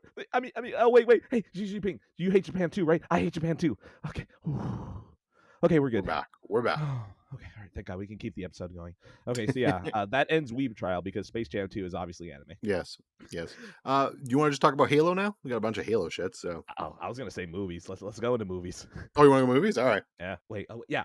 I spoke Space Jam 2. So, do you have any movies or no? Just the Suicide Squad. So if you want to go into that now, we can. Oh yeah, let's go into Suicide Squad. Perfect. Do you want to do the character? We did some character rankings. Yes, we did. I even forgot I mentioned that. Yeah. So are we doing that first, or do you want to talk about it first? Or how are we doing this? No. We're gonna go straight into the characters, and then anything that we need to discuss afterwards is going to be part of that part. Sounds good. The way that we're going to do this is that we rank the characters. And now here's the thing. We rank the characters very loosely. He could probably pull in like, random person who got hit by the starfish at man number 2. Like I didn't care how we rank this. Okay. So this is just going to be as stupid as the movie. Right. So I guess let's get this out of the way. We're both positive of the movie, right? Yes. Very much so. Okay, cool. So then that's enough to let you know, hey, watch it. It's good. Just assume spoilers for all this, okay? It's just gonna be easier that way, okay? Yes, absolutely. There's going to be spoilers very early on. Let's go ahead and get into the ranking. I have Sebastian slash Ratcatcher 2 at number 1. Who do you have at number 1? Well, this is where it gets complicated because I actually have 3 different tiers, Ed. Oh, you have tears. I Okay, have this is even gonna be tiers. so more of a mess. This is Yeah, this great. is gonna be a mess. Okay, so let's do this. I broke mine down into 3 very simple tiers of characters, okay? Mm. I've got the crew that die right away. Mm. I've got the queen bitch crew team, and Ooh. then I've got just the regular cast crew tier. Ooh. Okay. Okay. Okay. So I'll go the top of Mm. everything for me. And that was King Shark. God bless King Shark. Ooh. I love King Shark. King Shark needs his own King show. Shark is my number 2. Oh, good. That's good. I'm glad to hear that. How about this? You take the entire tier, and then with the amount of characters that you have, then I will bounce back with my list. Okay, let's do that. Okay, I'm gonna start with the Dead Crew. All Okay, right, go for it. because I think that'll be funner. Number one on the Dead Crew, I had TDK. What does that stand for? Don't ask me. Number two, I had the Savant. Number three, I had the Weasel. Love the Weasel. Number four, the Javelin. Beautiful accent. Got to put him up there. Number five, Boomerang. God bless your soul, Boomerang, man. You just weren't fit for this world. Number six, Mongol. I mean, you had cool looking face paint. That's about all I know about you. Number seven, Blackguard. I mean, fuck him. Fuck him. All right, let's see. I have. Okay, so I'm gonna go through the list and then we'll talk through your people. That's how Yeah. we'll probably do. You have your tier. That's when I bring up my characters. I bring up the list from the little pieces, and then we'll bounce back and like that. God, this is such a fucking organizational mess. Oh, we Okay, knew it was going to be a shit show. I know it's great. Just like the movie, honestly. All right, so Sebastian slash Ratcatcher number 2 at number 1. Number 2, I got King Shark. Number 3, I got Amanda Waller. Number 4, I got Bloodsport. Number 5, Milton. Yeah, I know. I included Milton. 6, Polka Dot Man. Shit, I already forgot the count. Oh, fuck. 1, 2, 3, 4, 5. Yeah. 6, Polka Dot Man. 7, TDK. 8, Weasel. 9, Harley Quinn. 10, Blackguard.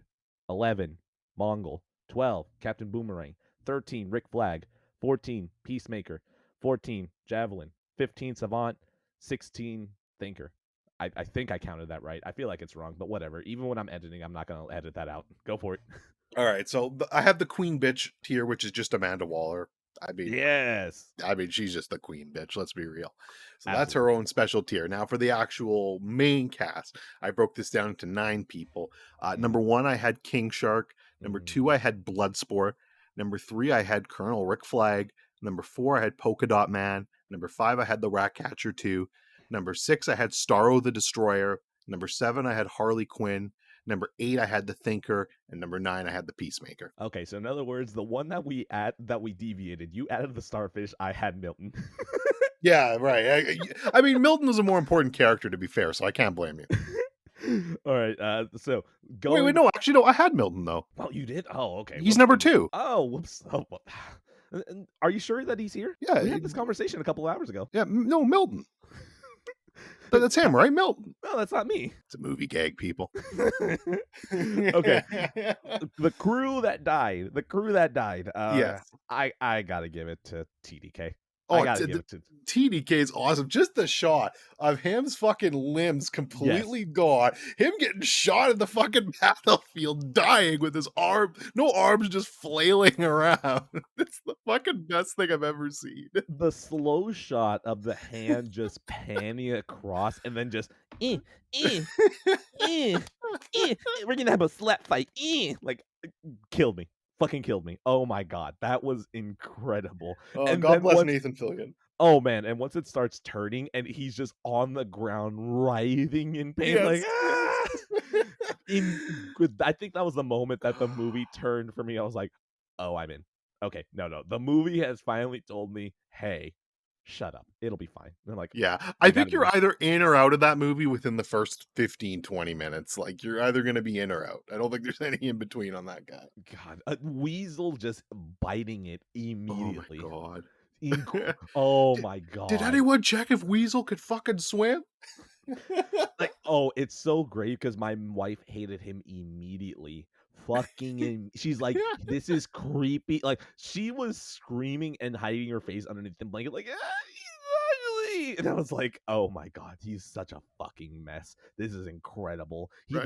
This is the coked out weasel I didn't realize cinema was missing. I feel Right. like he should have been in Space Jam 2, you know? Like, I feel like he was in Space Jam 2. It would have taken that movie even above Masterpiece. Oh, and I just love it. It's like, well, he doesn't look that bad. What did he do? Well, he killed 23 children. 27, Oh, 27. 27. Do not discount those Oh. poor children.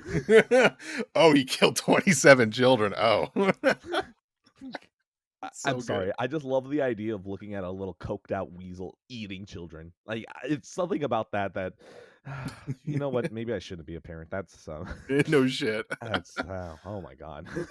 But Weasel biting it immediately is incredible. Seeing him live at the end, I was like, that actually kind of disappoints me. Like, I really wish that he would have shown up, been alive for 3 minutes, and then died. Because I think that idea is just so funny to me that when I saw him get up and walk away, I was like, Well, okay, I have fine. a feeling it's going to turn into a bit of a running gag now where he'll be like at the start of every Suicide Squad movie, he's just going to die.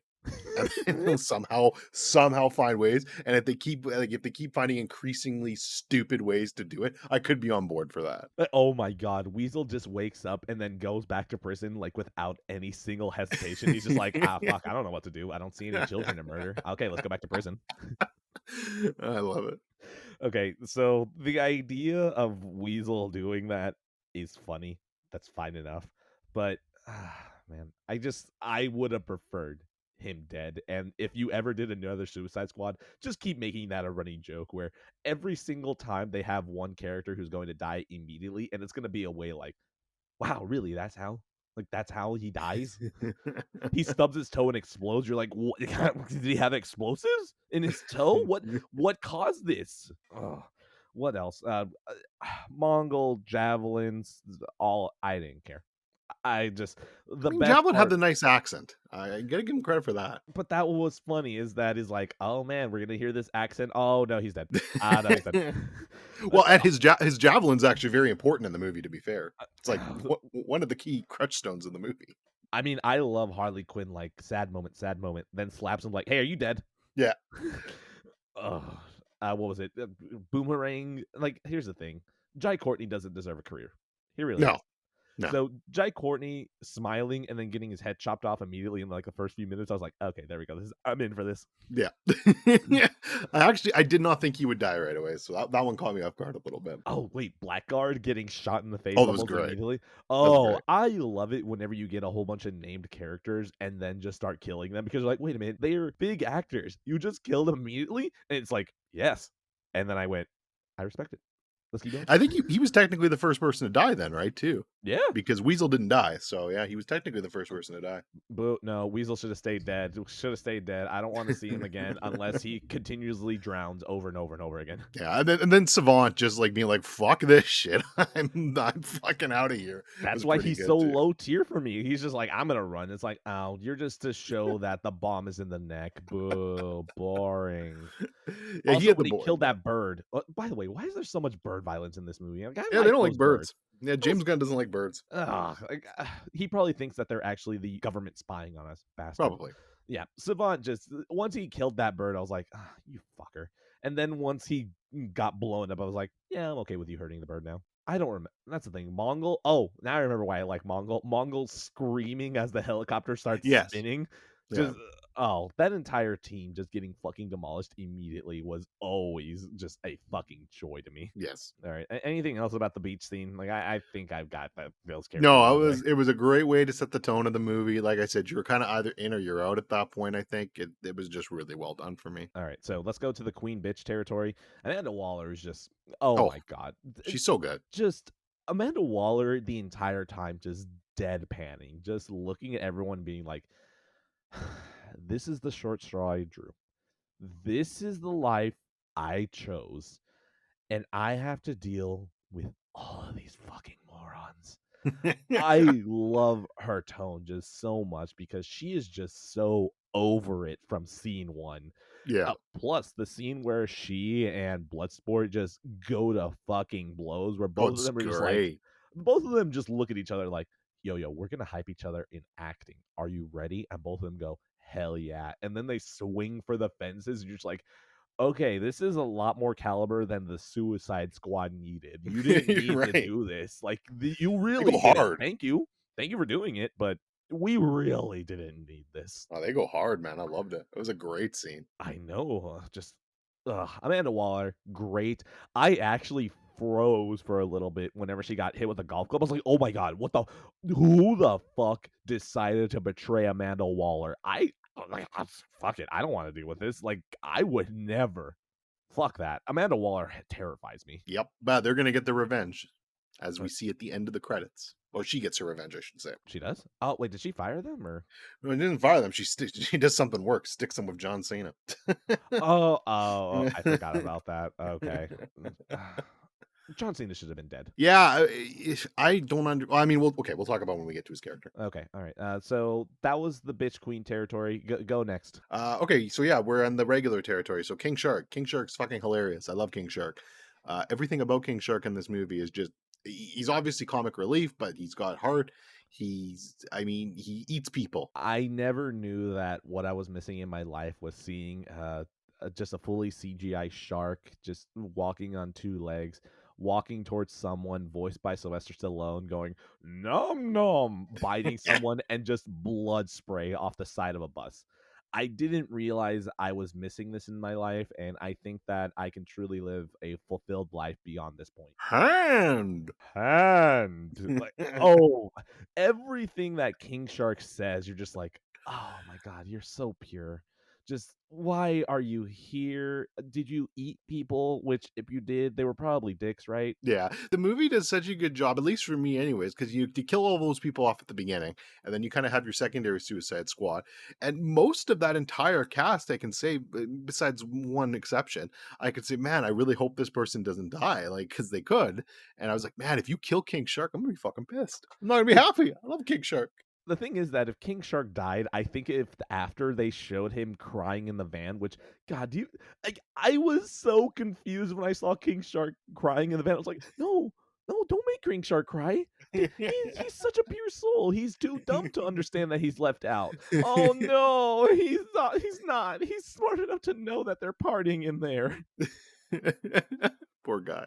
I feel. Oh, I was like, no, great. Now I'm invested in King Shark. If you kill him, I'm gonna be pissed. Yeah, that was the moment for me too. Just whenever he's dancing with the little stupid amoebas, I was like, oh no, King Shark, please don't. And they started biting. He was like, no, don't You hurt King Shark. fuckers. You fucks. He just wants Oh, friends. he doesn't even know what friends are until That's true. Ratcatcher 2 is like, don't eat me, and then he's Yeah, like, don't. friends. Okay, King Shark, no eat friends. So good. Fucking Sylvester Stallone, man. Props for that. It's such a fucking stupid role, but he does it so well. He's so pure. Please, someone protect King Shark at all costs, and don't get eaten. He might do it. Yeah, true. All right, next character. Who are we talking about? Bloodsport? Want to do Bloodsport? Yeah, let's go for Bloodsport. Idris Elba does nothing this movie. He does nothing this movie. He is Idris Elba, which is okay because Idris Elba is good, but he is pretty much just the reason for the movie to go, you see, we had a plot, we had a redemption arc. There's his daughter just inexplicably watching news because obviously 14-year-old girls love to watch the news. It's fine. It's fine. I just enjoyed his interactions with Peacemaker more than anything else. Like, that was it. Yeah, he definitely elevated Cena in those scenes. I think I like the theory that it was like, okay, like we had Deadshot in the first one, and Jim's gonna, no, I'm gonna do that, but I'm actually gonna do it good, and that's what we got with Bloodsport. I love the idea instead that they were just going to try and get Will Smith, but Will Smith just passes on good projects now, just True. like probably intentionally. So they're like, we can't get him. You just want to redo it, and they're like, yeah, sure, why not? Which villain can we use? I what about Bloodsport? I love the idea that they just had comics open on a wall and then blindly threw a dart, and it's like, Bloodsport. He's Okay, got a sure, why mask, not? cool looking mask. You're in. He uses guns? Yeah, sure, I guess. That won't Yeah. be hard to CG animate or anything. But yeah, you're right. It's Idris Elba, but Idris Elba's good, so I don't have an issue with that. He does great in the movie. Yeah. Going on from that, the the jungle scene where he and Peacemaker are just trying to outdo murdering Yeah, all those people. it's great. Is he's Uh, got the what has he got? Like the tiny bullets, right? yeah, the tinier Yeah. bullets, which no. Wasn't it that Peacemaker had tinier bullets, but then Bloodsport made his bullets even tinier, which is why John Cena died? Well, I thought John Cena had the exploding bullets. I don't know if they were tinier necessarily, but his like had that explosion impact on them. But Okay, then yes. and then I think blood sports were just smaller to begin with. And then but at first, obviously, and that comes later into the play, but at first, John Cena gets all the fancy explosions with his bullets, right? Okay, no, because what I was misremembering was that I misremembered whenever they were dick measuring when they first met each other, and Peacemaker was like, I can hit it in the center harder." And he's like, "No, I can." And then John Cena goes, "No, but you use big bullets. I use smaller bullets. My bullet's gonna go through your bullets." And then I think because Bloodsport probably heard that, I was like, "Ah, shit, I never thought about smaller bullets. Ah, I'm gonna make my bullets even smaller." Like, That could I be. thought that was the point of that, so, that's the thing. I don't think I'm ever gonna watch this movie again. I really liked it, but I don't think it's anything like, yeah, but I enjoyed my time. I don't think I need to watch it again." Yeah, that's fair. There's a lot of movies like that. Yeah, exactly. Like, it can be very good, but also not something I wanna rewatch. That's not to knock on it, it's just like, yeah, that was good.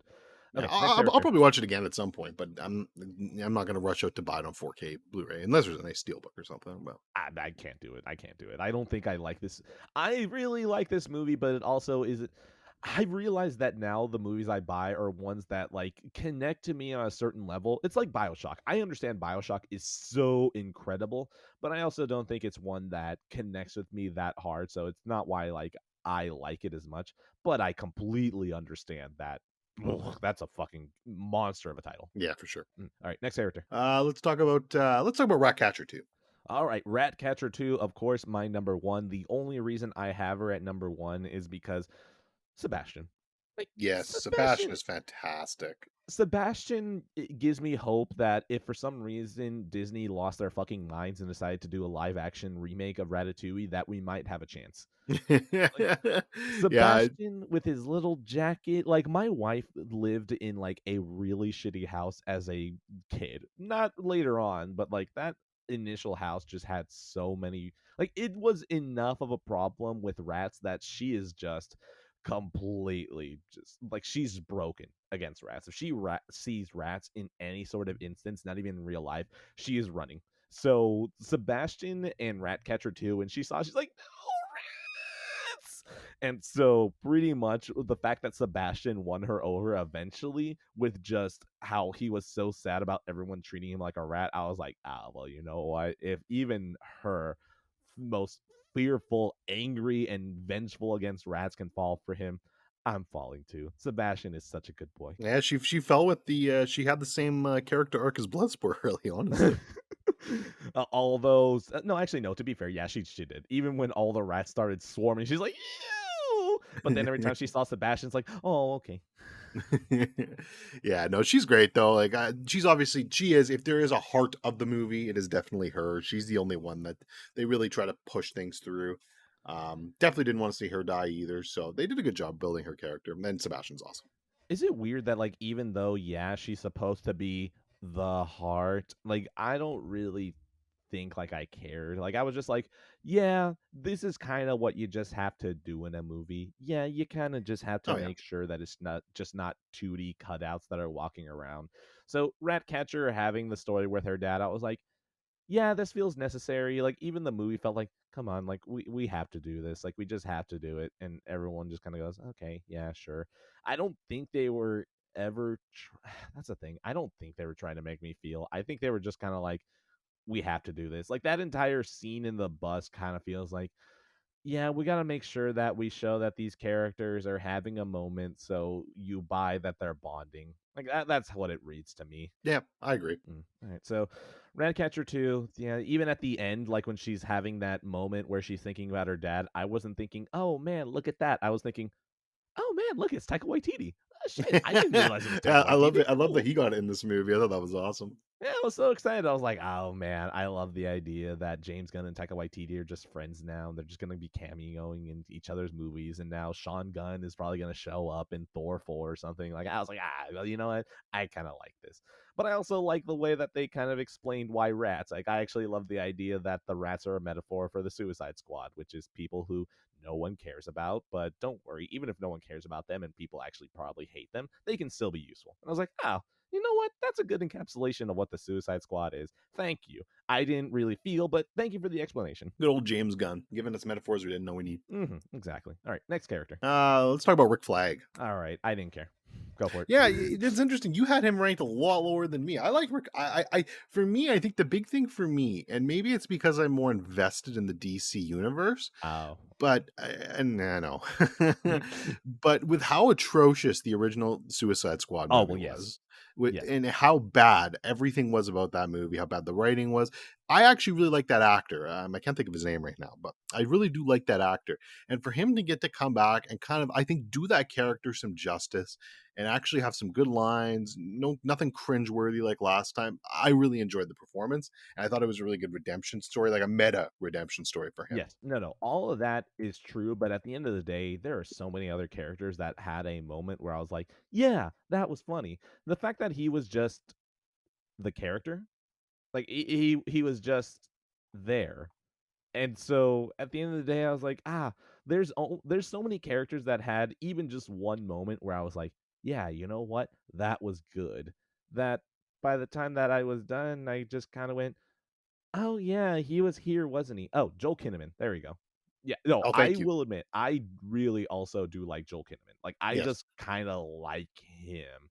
Like, oh, I remember why my reason is. My reason is season 1 of Altered Carbon. Like, that's where my touchstone is for him because I actually really did like that first season, and then I went, yeah, but it's Netflix, so I'm not going to get comfortable and think that the second season is going to be good. And then, well, I was right. So, Yeah, I never actually watched season 1 of Altered Carbon for that exact reason because I heard season 2 wasn't very good, and apparently it changes a bunch of stuff. So I don't know. It wasn't. I didn't watch it. For me, it's actually The Killing. That's where I know him from and liked him, and Mm. so I will say this, you can probably watch season 1 and then just stop. Like, that's what I'm very happy about, at least, that so many shows will usually have, like, that last, like, I guess, sequel bait. Yeah, another season bait, whatever. I'm gonna call it sequel bait. That little sequel bait that they kind of drop where it's like, but don't you want to come back for season 2? And the good thing is that I felt like the sequel bait in season 1 of Altered Carbon was weak, where I was like, no, I don't want to come back. I'm fine. Thank you. Like, I yeah, enjoyed Altered Carbon as poor man's Blade Runner. So it feels like Altered Carbon is Blade Runner, but for idiots. And I was like, yeah, I can still do this. yeah. I like Blade Runner a lot, so that actually sounds good. Maybe I will add that to my list at some point. Just watch hmm season 1. Yeah. So Rick Flag, just at the end of the day, we got to talk about how he fucking died. Like, Oh I yeah, wasn't expecting that. yeah, that was actually good. I like that. Like that actually. I mean, that was more I think to serve John Cena's character Peacemaker. But yeah, that was really good. That last little encounter with them, and then like obviously for somebody like Peacemaker, he's got. I mean, he's got very questionable morals, but Mhm.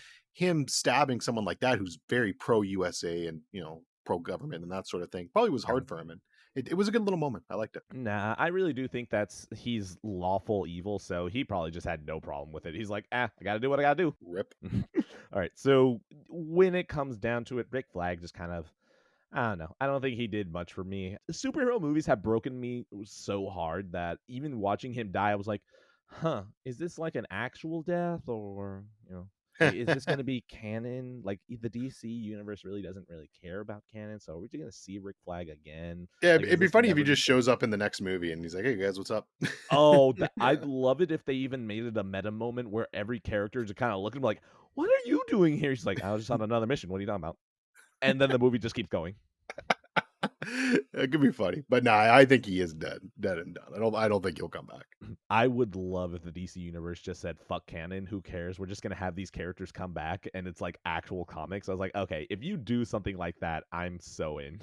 Yeah, for Suicide Squad, it could definitely work. Like the series is crazy enough that something like that could be funny. Never explain it, and even when they're like giving interviews, they're like, okay, why is Rick Flag back? They're like, it's comics. Like, that's it. They just don't. They just leave it at that. It's like, oh, okay, based. No shit. Next character. Polka Dot Man. Polka Dot Man. Okay, Polka Dot Man for me. I just loved the fact that he had such hard mommy issues. Just The also, I scenes love. The Oh scenes yeah. with his mother's face just implanted and everything had me rolling every time. Whenever they break the starfish's ankle and it's just his mom going, "Ah!" Oh, what was it? I love the idea that these little colorful polka dots that you've seen on Twister are just melting the flesh off of these people. Yeah, I didn't expect them to like the polka dots to be so violent and dare I say cool, but they managed to make it pretty neat. What was it? Whenever he's throwing up just all these lights onto the ground, I was like, "Oh, oh, I don't know what the fuck this is, but that's so dumb and stupid and random. I love it." Oh man, yeah, he's fun. God bless his soul, rest in peace. He dies very sadly, actually, and just gets fucking stomped by Starro. But he got his redemption moment, so I love that he gets his redemption and then dies immediately after. I was like, "Yeah, that's probably a good place to end the character."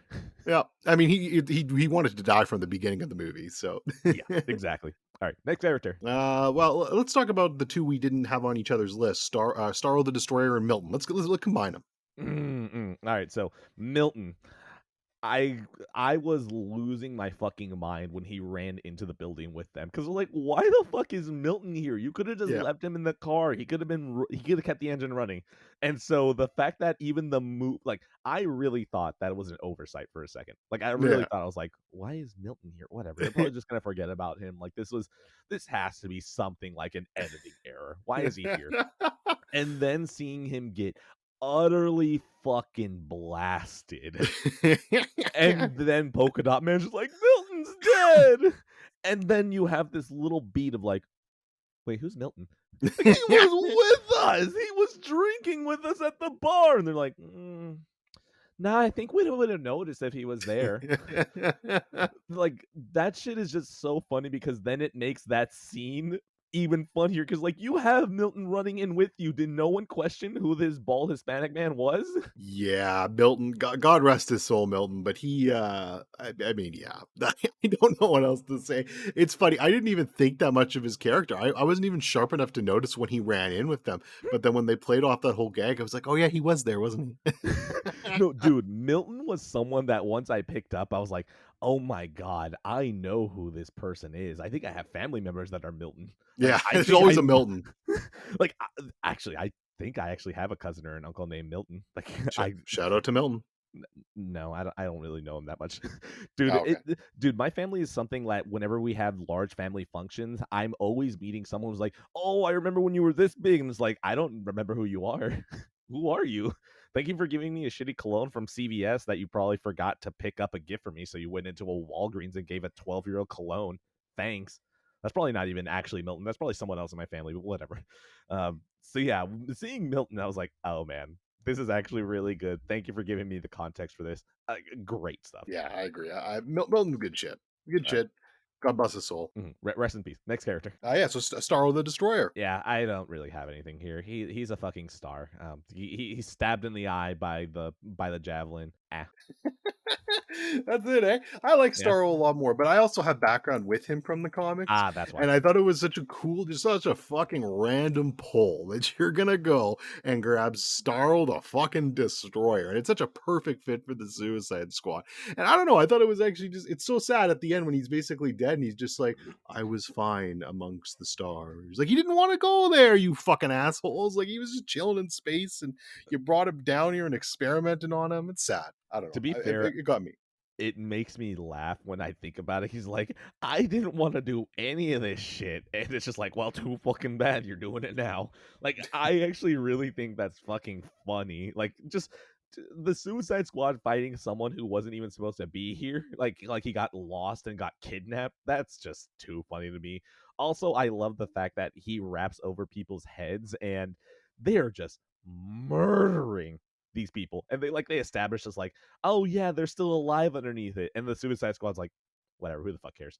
Oh, speaking of all of this, I think the movie would have had a better ending if the Suicide Squad actually left and didn't fight Starro. Oh yeah, I just left, eh? Oh, that would have been so fucking funny to me. You do miss out the scene of Amanda Waller, getting knocked out with a golf club, but I think this movie would have been so fucking funny if you just had the Suicide Squad like, "Oh my god, there's the big loud battle that we need to have to end the movie." And Amanda Waller's like, "No, you guys, I'm not paying you for this shit. Leave. I will blow up your heads." And the Suicide Squad goes, yeah, you know what? I don't think it's worth it. And they just leave, and then you hear a music sting, and the rest of the ending movie plays out. Like that Yeah, I mean, that just would have been sounds funny. That would have been funny for sure. oh, They just could have done that.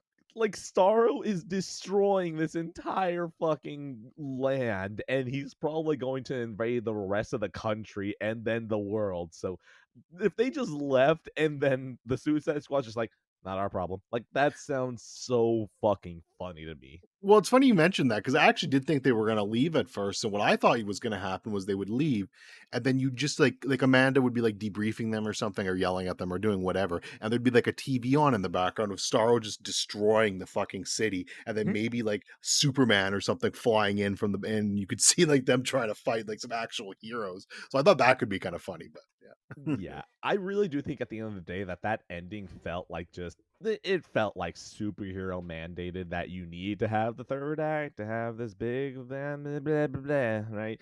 So I kind of was like, that's probably why I didn't even include Starro here. Starro with that third act feels like he becomes, well, we got to have a big CGI fuckfest, I guess, and ah, that's kind of it. Like, I think he probably made the movie something worse than what I wanted because just the idea of look, the idea of the US Army going into a place, fucking it up and trying to give it freedom and then leaving it and then making it worse sounds so funny to me to then put that in a superhero movie where the Suicide Squad comes in, they do their mission, and they made shit worse because now Starro's running and they're like, not our problem, and just leave. That's oh my god, that would have been comedic gold for me, and I'm kind of sad the movie didn't have that. I think that's probably the only negative I have about this movie. Nah, that's fair. It would have been funny. Mhm. All right, next character. Harley Quinn. Let's talk about Harley Quinn. Oh, but that's the funny thing is that I have Harley Quinn. That's where I wanted to lead to after Sorrow. Harley Quinn is fun. I love the fact that she just got into a romance in the middle of the movie and then murdered him. Like I love that Seems she's great. just such a toxic girlfriend, and it's so fun to watch. She's like, "Oh, I knew we weren't gonna get into this. It's all probably the worst. It's probably better if you're just dead." And oh, it's gold. Yeah, no, she's great. I understand why people don't like that character, but I think that's her doing Harley Quinn well. No one's supposed to like Harley Quinn. Harley Quinn's annoying as fuck. Like that's just who Harley Quinn is. That's why She's I a lot like of. her. I mean, I like her too, but I like her in that annoying little fucking sister way. Mhm. She's great in this movie. I love how she's always carrying the javelin around throughout the entire movie, trying to figure out what the fuck to do with it. That's the best part about this movie, though. She's not like she's obviously the star of this movie, like in terms of star power and Mm. who's been in these movies before. But she's not in it as much. She doesn't need to be. She shares the cast with everyone else, and it's done really well, in my opinion. Yeah, I wondered, does she have top billing?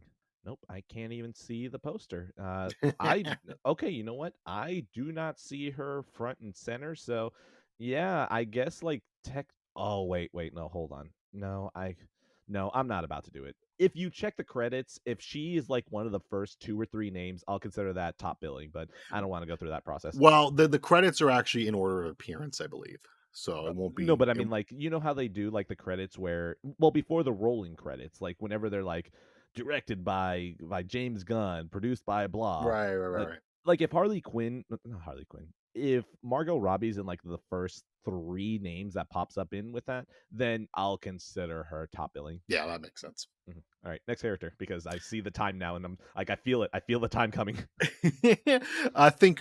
The thinker. Oh, who cares? Like whatever, he's here. Like Yeah, that is I have nothing else to add. I'm glad that the time constraint is here because I have nothing to add about yeah. him. It's too bad. I love Peter Capaldi, but he was just okay for me. I mean, he was good. He didn't do anything bad, but yeah, his whole character was nothing special to me. He feels like the emotional moments where it's like, well, I guess we got to have a villain. Like it feels very sad to me that the Suicide Squad feels so much like, yeah, we're just going to be weird and then it still feels like, yeah, but you still got to be a superhero movie and it's like, oh, fine. I guess we got to have the tenets here. Yeah, I agree. All right, next character. I think the last one is Peacemaker. Oh, yeah, Peacemaker. Should have stayed dead. Yeah, I agree. Well, and I know they have to do their HBO spinoff show. I mean, I don't know Why? why. Like, that's what's confusing to me. I don't think he's bad in this movie. I think he's Yeah, fun, but he services the character. I don't understand why he needs a spinoff show. I don't Yeah. get it, honestly. Like he was good. He was a great foil for Bloodsport. The two of them really bounced off of each other. John Cena really has good comedic timing. He served his purpose. I don't Yeah, think I need more of him. Like if anything, I think we probably need more of Rick Flag than Peacemaker. I completely agree. So Like I don't Peacemaker, understand him. Sorry, go like ahead. no, you're good. Peacemaker feels like the actual villain that we should have gotten in the movie, but then like the movie also goes, yeah, but we got to have the CGI fuckfest third act, and we got to have the villain who causes the CGI fuckfest. Okay, here's Starro and here's Thinker, but Peacemaker's the actual villain of the movie. Like Oh, he's he the is. actual villain, and that's what makes him good. So whenever he dies, you're like, yeah, that feels satisfying. Yeah, But it was such an obvious death to me. Like I didn't. That's what I honestly thought he was dead, yeah, and that they were going to do like as I knew the HBO series existed, so I thought it was going to be like a prequel or something, like showing kind of like his stuff before. So I don't know why you just didn't do that if you wanted to do more with him and keep him dead. Like it served his character. I just don't get it. yeah, I don't know. Maybe it's just like, hey, John Cena's hot, I guess. I don't know. Fucking add him to a show. Like, I don't know. I'm just gonna look at that show so cynically because that post-credit scene kind of just it literally just feels like that. It just feels like, no, no, but don't worry, the show's gonna be after the movie. It's like, oh, please. DC, haven't you learned at this point that continuity is your Achilles heel? Like you've got Joker, you've got the Suicide Squad, you've got two movies that are out of well, yeah, sure, fine. I guess Suicide Squad happened, but we're gonna pretend like it doesn't just as much as this movie pretends it doesn't happen. Like you've done Yeah, they two really movies. do. Yeah, these two movies feel like they're out of continuity at this point. Hell, even Harley Quinn's movie feels a little bit like you can watch that out of continuity. So DC, just please stop doing continuity. Just use these characters and revolve them in stories that directors want to tell. Done. Go on ahead. Take that. Take the idea. Go ahead. Go run. I'm with you. All right. I think that's the Suicide Squad. Are there any scenes that we missed? I don't think so. We pretty much touched on everything, I think. And if we didn't, then I mean, well, I guess the dancing was pretty funny. The dancing scene where all they get drunk and he sees his mother, but we talked about the mother bits. So yeah, Oh no, wait, that's it. hold on. The bar scene is actually at the right moment of emotion because it allows you to get closer to the characters. That's what I'll say. Yes, Okay, yes, the Harley Quinn breakout scene is great. I just love the flowers. yes, The yes. flowers to me feel so much like the MPA went, hey, you were going to get an NC-17. You need to do something. And he's like, I'm just gonna add flowers to this. And it's like, okay, yeah, sure, why not? Fuck it. Which I found hilarious because this was only 14A in Canada. It didn't even get the 18AR rating. Yeah, like oh, God, the violence in this movie is just so good. I was Oh, it's good. cackling. It's very good. It's very violent at times, but it's always done in a good way. Let's put it that Mm. way. All right. I think I'm good with the Suicide Squad. That was enjoyable. I enjoyed a whole bunch of the characters. Yeah, I don't think I ever need to watch it again, though. But that doesn't mean it's bad. All right. So from here, I got the next movie, I guess, or how are we doing this? Because, like, Suicide Squad, that was on both our lists. Oh, wait, no. Yeah, I That actually was don't have handed any. to you. I don't have any other movies. Mine are all games left. So Got it. All right, I'm gonna start rolling through. License to Kill. This is the first time I've ever wrote myself a note because really these Bond movies are all blending together, and I had to remind myself why did I leave myself a note that just says opening, and then I reminded myself License to Kill was actually a really good movie. License to Kill has probably been my favorite Bond movie probably thus far that I've watched because it is just so unabashedly 80s. It opens up with Bond and Felix Leiter. Felix Leiter is going to go get married. And then at some point, they're like, hey, we have a drug kingpin who is somewhere in Miami. Can you guys go and take care of him? And Felix Leiter's like, well, I was about to go get married or I can do my job. And then both him and Bond go, all right, we're in our tuxedos. Let's go stop this. And there's just a crazy action scene where they're in helicopters, they're chasing cars. All the action is done so well. But I think what really cinches it for me is that at the end of it, they still need to get to the wedding. So they jump out of a fucking plane, still wearing suits with parachutes, and land directly at the wedding. And I was like, that is the most James Bond shit ever. That is did you ever play like the mid 2000s games that Bond had? Like I think one of them was All or Nightfall, Nothing. No, no, no, All or Nothing. the game. Yes. No, I don't know if I played that one. I remember Nightfall very vividly for the GameCube. That's one that definitely sticks in my mind. But I don't know if I played All or Nothing. Okay, now let me see if Nightfall. Okay, so the reason I bring it up is that I remember specifically that one of the James Bond games that I played, and I think it was All or Nothing. The reason that I bring it up is that they had a mechanic called the 007 thing, where basically you had different things that you can do in the game that would give you extra points if you did something that obviously James Bond would do. And the one that I always remember is that there was a mission where you were getting into a hotel, and if you sneak in through a certain window, there's a woman who's like, I guess, waiting to get massaged, and she has no idea it's, you're not the person that's supposed to massage her. So she's like, "Oh yes, Franz, can you hand me the lotion?" And you're James Bond, obviously, right? Like, you're going to massage her, so you grab the lotion and you start massaging. She's like, "Oh, Hans, your hands are better than usual, huh?" And then after that, you get a little badge going, "That was the 007 moment." So, like, in my head, there are certain things that is a 007 moment. Yeah. And that felt like the most 007 moment that I think I've seen so far, that James Bond on the way to a wedding has to stop a drug kingpin and then afterwards parachutes into the wedding without missing a beat. And I was like, that is the most 007 shit ever. I love this. This is already winning me over. And afterwards, like, they kill Felix Leiter. Like, do they kill him? No, they bring him back. I forgot about that. But either way, they basically make it look like they kill him. They get him eaten by sharks.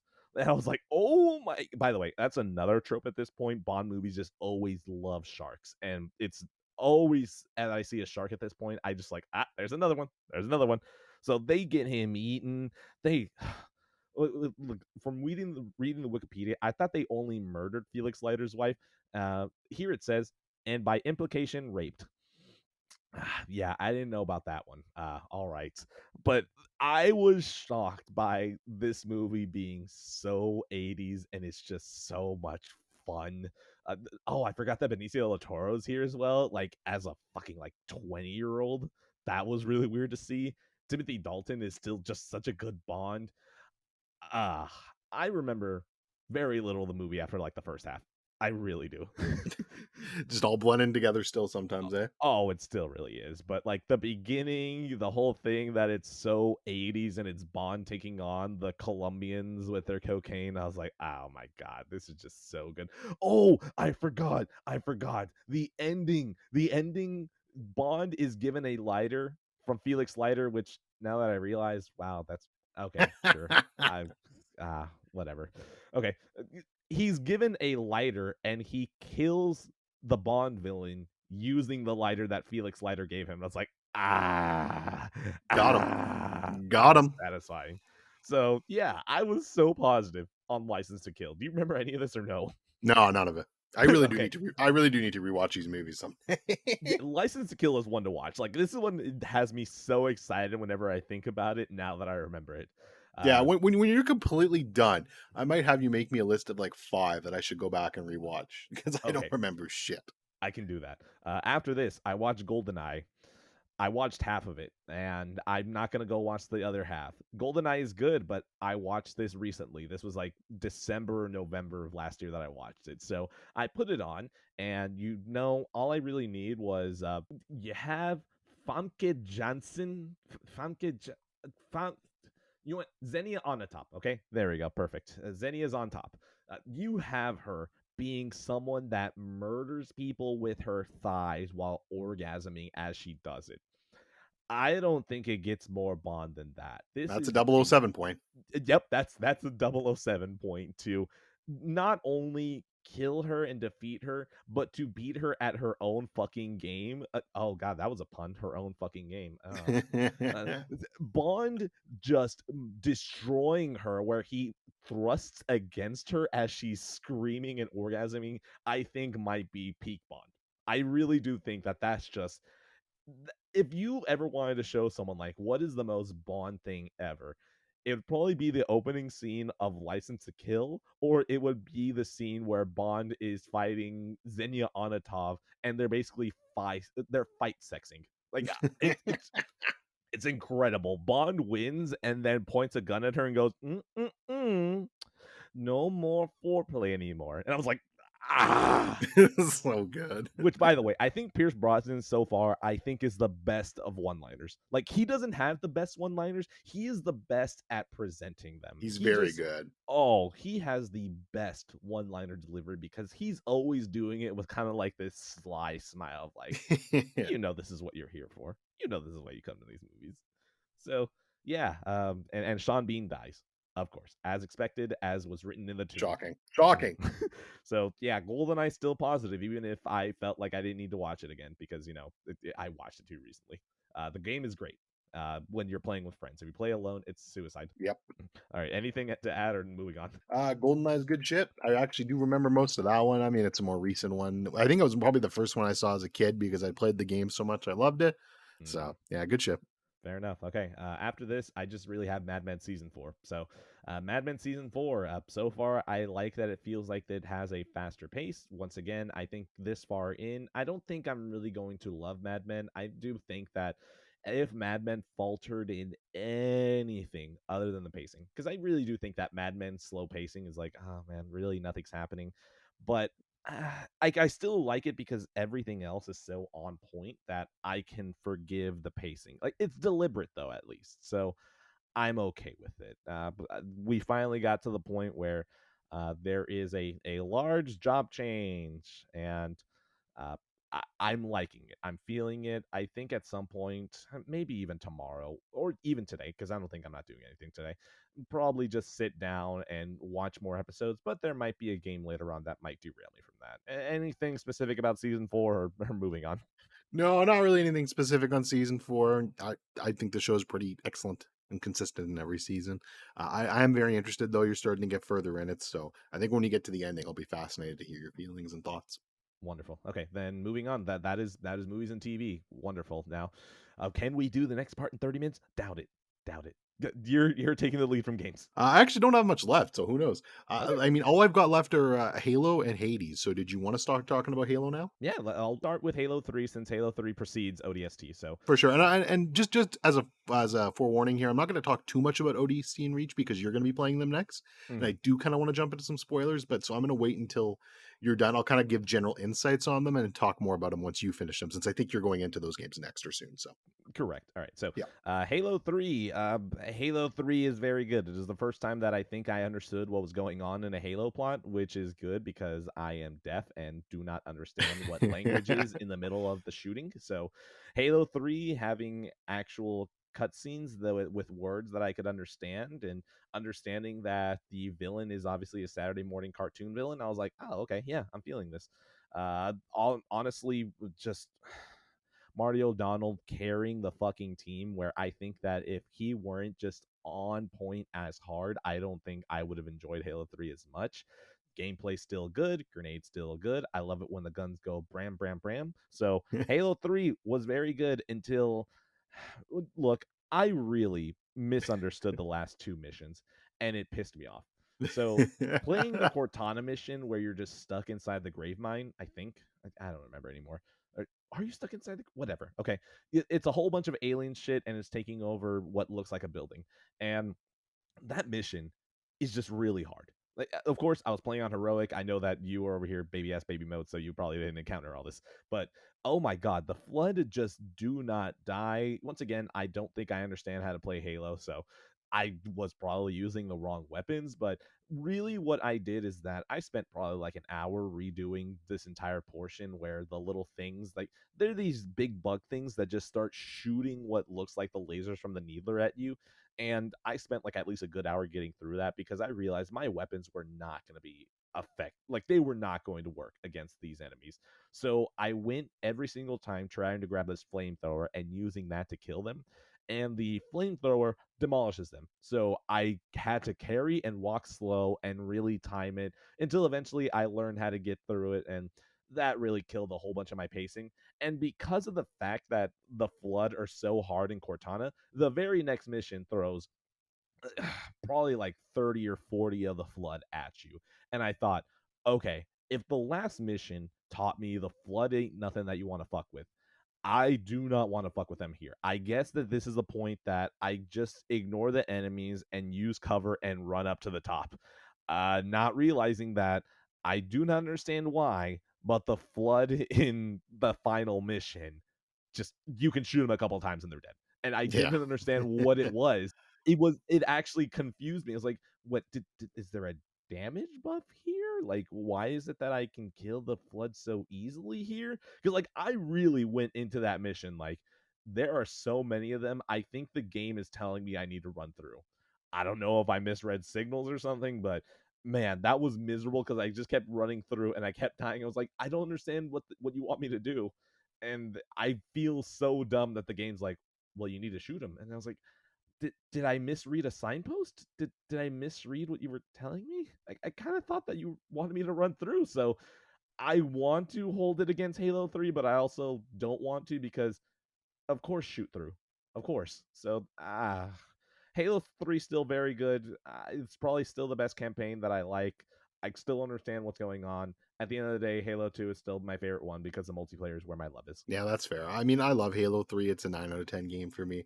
Funny enough, I actually played it on co-op with a friend, and Mm. it was actually not bad. Like we played on normal, so I don't know if that made it any easier. But that was the one part we did have trouble with there, is the Cortana stuff at the end. So Yeah, that did get a little bit tricky even on normal. So what is it? I don't remember who it was. I think Herb had said that what Halo 1 on heroic is like really hard, and I don't even remember playing that game. I know I did it. I know I beat it. Like I remember doing the run and I just don't remember it being hard. And I don't understand why. But like this is the moment. This is the moment. I did Halo 2 on heroic. I did Halo 1 on heroic. I get to hear and the first time where I'm like, oh, this is annoying, is the last two missions of Halo 3. I don't understand. that's unfortunate. But yeah, Halo 3, I enjoy it. It's a Green Man shoot out of 10, but not Green Man shootier out of 10 like Halo 2 is. Good stuff. Good stuff. So yeah, on my list, then I have Halo 3 ODST and Halo Reach. I'll just kind of Mhm. talk in general about them a little bit, and we'll get more Mm, into them when Ed ends up playing them, which should be soon. mm, yes. But yeah, ODST, I actually really, really liked ODST. I thought it was fantastic. The music in ODST might be my favorite of any Halo game. Like it's so good. It's so good. So much so that I've been adding songs from it to my playlist on Spotify. Hell So yes. really good. This is actually this was my first time playing ODST and Reach. I had played Halo 1, 2, and 3 before, and then that was it. I kind of never played another Halo game, so this is my first time through the games. ODST just has a completely different vibe to it than most of the other Halo games. Just kind of exploring the rainy streets at night, and then kind of getting some action segments interstitched in there. So it's a very different feeling Halo game. I really like what they did with it. They took some challenges, and I thought it was really cool. So I'll be interested to hear your thoughts, Ed, when you play it. I give it an 8 out of 10. I thought it was really great. Okay. So ODST, I was really about to start it, but man, just that ending to Halo 2 already tired me out. And then that's on top of the tire that I felt for Doom Eternal. So I was like, I don't think I can. Like, I will not play a Halo game outside of Heroic. If Bungie has said that Heroic is the way to play it, I'm going to play it on Heroic. That feels like that's going to challenge you in the combat to make sure that you use all your tools. So if Bungie hadn't said that, I wouldn't have done it, but they did. So now I have to listen. So ODST, I was like, oh man, I'm not going to be Master Chief. I know I'm just going to be one of the grunts. So obviously, if I'm just facing an elite, that's going to probably be way more of a bitch to face. So I told myself, I'll wait. I'll wait. Let me go fuck around elsewhere and then I'll come back. That's fair. Mhm. And then just moving on to Halo Reach quick. Halo Reach is the last of the Bungie games. This is an interesting one to play, actually. I think out of all the Halo games, so this definitely feels more like a Halo game than Reach in some, than ODST in some respects, but less. Like this is the first game that you start getting sprint and suit customizations and things like that. And yeah, it feels weird. It feels weird. It doesn't feel right.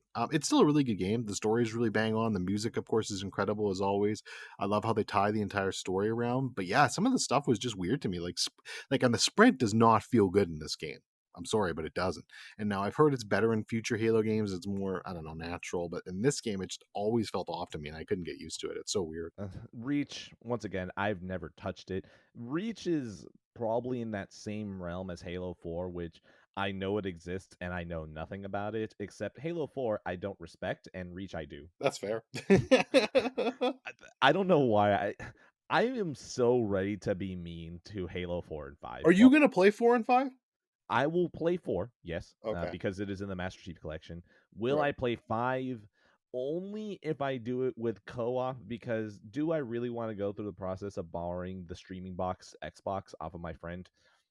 Eh, not really. Like if for some reason, he tells me I want to co-op this, or anyone else tells me we're co-oping this, I wouldn't be shocked if I just skip it and then jump from 4 to Infinite. But 4, at the end of the day, I don't expect Infinite to really be anything like campaign wise. I'm probably gonna play it. I'm like, yeah, this was good. I don't know what's going on. I hope the music's good. Like that's probably what Infinite's campaign's gonna be. Is gonna be 4. On the other hand, I'm probably gonna play in like, yeah, this is wrong. Yeah, 4, I definitely I'm playing 4 and 5. I think the only thing I'm debating right now is whether I'm gonna do 5 co-op or not just to get through it because I've heard it's complete shit. Hmm. So I probably will end up doing 5 co-op just to get through it, as I don't know if I can otherwise. So yeah, I could imagine that if I really wanted to get through 5, I could, but that's the thing. Part of me almost wishes I could rush through ODST and reach and then 4 to meet you for 5, but like I said, I do not want to play those games on easy. Like I really don't. Like it's not like there's a story that I care about. eh, it's weird. Halo is something that's like I'm enjoying this in the time, but the story is nothing that like I even understand because once again, my brain just I listen to it. I'm like, this is fun at the moment, and that's pretty much it. So the gameplay is really what's keeping me around for Halo. So if I play those on easy, it would just defeat the purpose of why I'm even playing them. No, that's fair. So yeah, is that Halo? The ODST is a Deference of Darkness out of 10. Reach is a Survive out of 10. Yeah, ODST was an 8 out of 10. Reach was a 7.5 out of 10 for me. And yeah, I do have more I want to say on them, but I'm going to wait for you to play them because then we can kind of go deeper into them. So Fair enough. All right, let's go ahead and continue Green Man Shooty. Doom Eternal. I beat it on Nightmare. It was a fucking nightmare. Da da da da da da. End the episode. Like, oh, Doom Eternal. It really fucking tested me. I don't know how I feel about this game. Do I respect it? Yes. Am I going to get it out of my collection? No, because it is a trophy now. This shit is going to stay in my collection because I need it to boot up whenever I need to show my save and be like, hey, you see how it says that it's Nightmare? I completed it. You fucking never question gaming skills again because this is my pass for like the next 2 or 3 years before my hands atrophy and I'm done. Okay. So Doom Eternal on Nightmare, fucking rip and tear. How do I feel about this game? I don't know, man. I have no fucking idea. I really don't know how I feel about this game because I've ruined it for myself. All I can respect is that the gameplay loop was good enough that I played it on Nightmare and it still worked for me. So, uh, ugh. I think, and I could be completely wrong. You could in 1 month you could be like, you know what, Dorian, fuck you, you were wrong, and maybe I will be. But I think give it a month or two, give it some space. You might not love the game, you might not even like it, but I think you will respect it more. No, I That's already just my do. that's just my opinion. No, I already respect it. Like at this point, I have not stopped to think about Doom Eternal after I beat it. After I beat it, my mind went, just throw it out. You don't need this anymore. Put it on the shelf because look, at this point, Doom Eternal, okay, the reason that some games are on my shelf is that I still need other people to play them. And Doom Eternal is one that I can hand to other people and be like, yeah, this is worth playing. Ignore the fact that I lost my fucking mind playing it, right? Here you go. But the good thing is that if I hand it to people and they're like, yeah, it was kind of hard, and I'm gonna be like, well, is it Nightmare hard? Huh? Did you fight the Marauder on Nightmare? No, you pussy. No, you didn't. No, you fucking didn't. Don't you tell me that this shit was hard, okay? I know hard. And it definitely wasn't what you were doing. Yeah, it's funny. Like, obviously, I did not come Yeah, anywhere we close know. to touching it on Nightmare. I played it on normal difficulty, Mm-hmm. and I was proud of myself for playing it with normal difficulty without having to drop down to easy. Honestly, because I thought I Mm-hmm. was going to, because everyone was like, "This game's such a bitch." But honestly, on normal, the game wasn't that hard. There was a couple moments that like really got me, like the final level when you're like getting to the boss. That bit was really difficult. Even on normal. But the Marauder was fine on normal. Like I never had any issue with him. Like I said, the worst enemy for me in that game was that demon that buffed the other demons. He can go fuck himself. That buff That demon, that was the worst one for me. the fact that he actually spawns enemies, I was like, you fucker. You are screwing up the dance. And that's the problem. That's why I don't like the Marauder and I don't like the Buffer. They ruined the dance. The dance is wonderful because all the pieces there are set to do their move. So whenever you go in there, you need to learn all the pieces that are there. And the Marauder goes, yeah, but what if I bring in more pieces? Like, no, stop it. It's a delicate it dance. You can't just bring in a fucking flash mob here. You can't do that. But Eddie, he's just steering you into the fun zone. Fuck the fun zone. The fun zone is wherever the Marauder and the buff demon aren't. Yeah, that's fair. I mean, I'm a lot more positive on the game than you, but I understand. No, I'm just confused. Watching you stream the game was a joy, though. Let me say that. I realize that. Okay. This is going to be a reference that you're not going to get for like maybe another couple of episodes in Evangelion, right? But there is look, this isn't spoilers, whatever. It's just a tiny scene. There's a scene where Shinji is in the Evangelion training and he's just like, uh, aim and pull the trigger. Aim and pull the trigger. And you just look at his eyes and he's just completely empty. That was what I turned into for the last mission of Doom Eternal. Like, I was just a fucking machine that just needs to go in and rip and then tear. That was it. Like, I lost my ability to care. I couldn't even get mad anymore. I was just turning into the fucking Joker laughing whenever I'd get close. Like, that's where we were, okay? So, Doom Eternal is something that I don't even know. It's just a trial to me now. Do I respect it? Yeah. Did I like it early on? Yeah. Did I then completely ruin my ability to tell what I was doing by the end of it? Yes. Absolutely. Yeah. I mean, I get it. You got challenged, you finished the challenge, and now you don't know what you think. We've all been there. It's just going to be the trophy that sits there now. And Yeah. thank you for playing it on easy because that just widened the gap between us even harder now. Normal. Let him know. No, I mean Tokyo Mirage Sessions. Oh, Tokyo Mirage Session. Oh, you were fuck. doing that at the exact same time I was doing Doom Eternal. I was just like, this is it. But it's okay. But it's wild to me. And I'll talk about this in a minute with Hades. But like, I'm actually doing pretty good in Hades and kind of cleaning through stuff pretty quick here. And I can't fucking beat this stupid JRPG on fucking easy mode. What the fuck? I don't know, man. Like, maybe that's just me being stupid with that genre, but that shit's just incredibly unbalanced to me. You see, I just remember playing Persona 5 properly, base Persona 5. I remember playing that properly, and I didn't realize anyone hated Okumura until Royal. And I had no problem with Okumura. None. Because at that point, the game already taught me what it did in Persona 4 Golden, which is, hey, at this point, you're going to have to buff and debuff and use all that. And I was like, okay, perfect. I learned. Didn't they make it worse in Royal, though? No, they made it better. Oh, they did make it better. I heard it was worse in Royal, so okay. No, I heard it was better. Like, they actually streamlined some of this stuff. So, yeah, that's always going to be something where I was like, wait, you guys have a problem with that? What? Am I Yeah, I don't know. I had a big problem with that. But funny enough, I actually did. One thing I did hear about in Royal is playing it. So I was on easy. I just played fucking Persona 5 Royal on easy. Apparently on easy mode, it was actually the hardest because you don't do enough damage. So the actual recommended strat is to move it to the hardest difficulty just for that fight to make it easy. I don't know. The whole thing's a fucking mess. That's incredible. Yeah, Royal was the only time I figured that out because I had it on easy, and that was because I was playing for my wife. Like, Persona 5 Royal wasn't something I was going to play of my own volition at that point. Like, I didn't miss Persona 5. So, yeah, Persona 5 Royal was something that was miserable for me until the last act, and then I woke up and I was like, there we go. That's what I like. That's fair. That's the new stuff. So, dude, it really is 0 degrees to 90 degrees the moment that the final act drops. Like, that's how my interest went. At least you finally got it. Yeah, thank God. All right. Okay, so yeah, Doom Eternal. I don't know, man. Rip and tear out of 10. It's an 8 out of 10 for me. By the way, the I don't know is part of the score. I don't know, rip out of tear.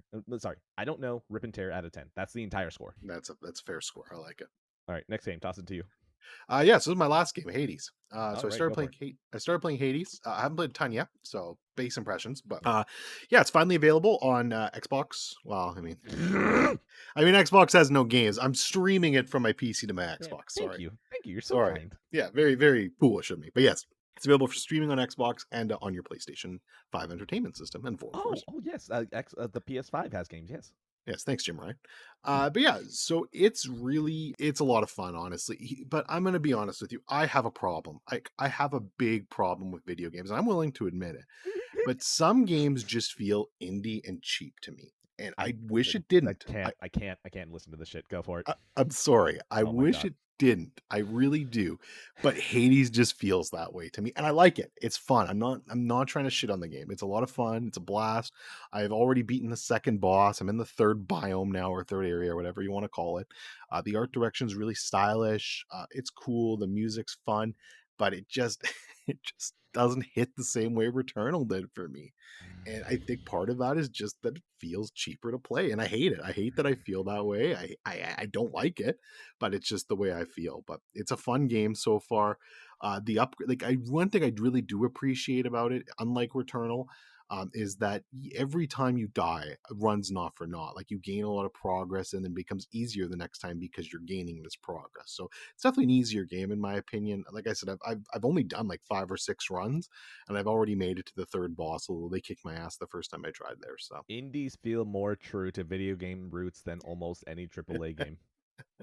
I'm not saying you're wrong. I'm not saying you're wrong. It's not you. It's me. That's what I say to indie games. I said I'm about to be a boomer right now. Video games can be fun, and indie games understand that more. Is it fun for me to walk slowly to dialogue? No. Is it fun to continuously kill something and jump and run and wall run and play old school Metroidvania games with a nice coat of painting on top? Yes, it is. Yes, it is. Hollow Knight. Ah, fuck, I should play Hollow Knight. No, no, stop, stop, stop. If I play Hollow Knight, I'm completely derailed. Yeah, so it's fun though. I actually really think this is a game you'll enjoy whenever you do end up getting to it. I'm assuming you're going to get to it at some point. Yes. I do think it's something you will enjoy. It's a lot of fun. Like the combat in it is great. Experimenting with the different weapons is cool. I've already found one weapon I really like, so I don't know. I should probably experiment with some other ones, but I really like this weapon, so it's tough for me to go off it now. Mm. But yeah, it's cool. It's a cool mood. It's a cool atmosphere. The biggest thing I've heard is that you have to basically beat the game like I think it's like 10 times in order to get the true ending.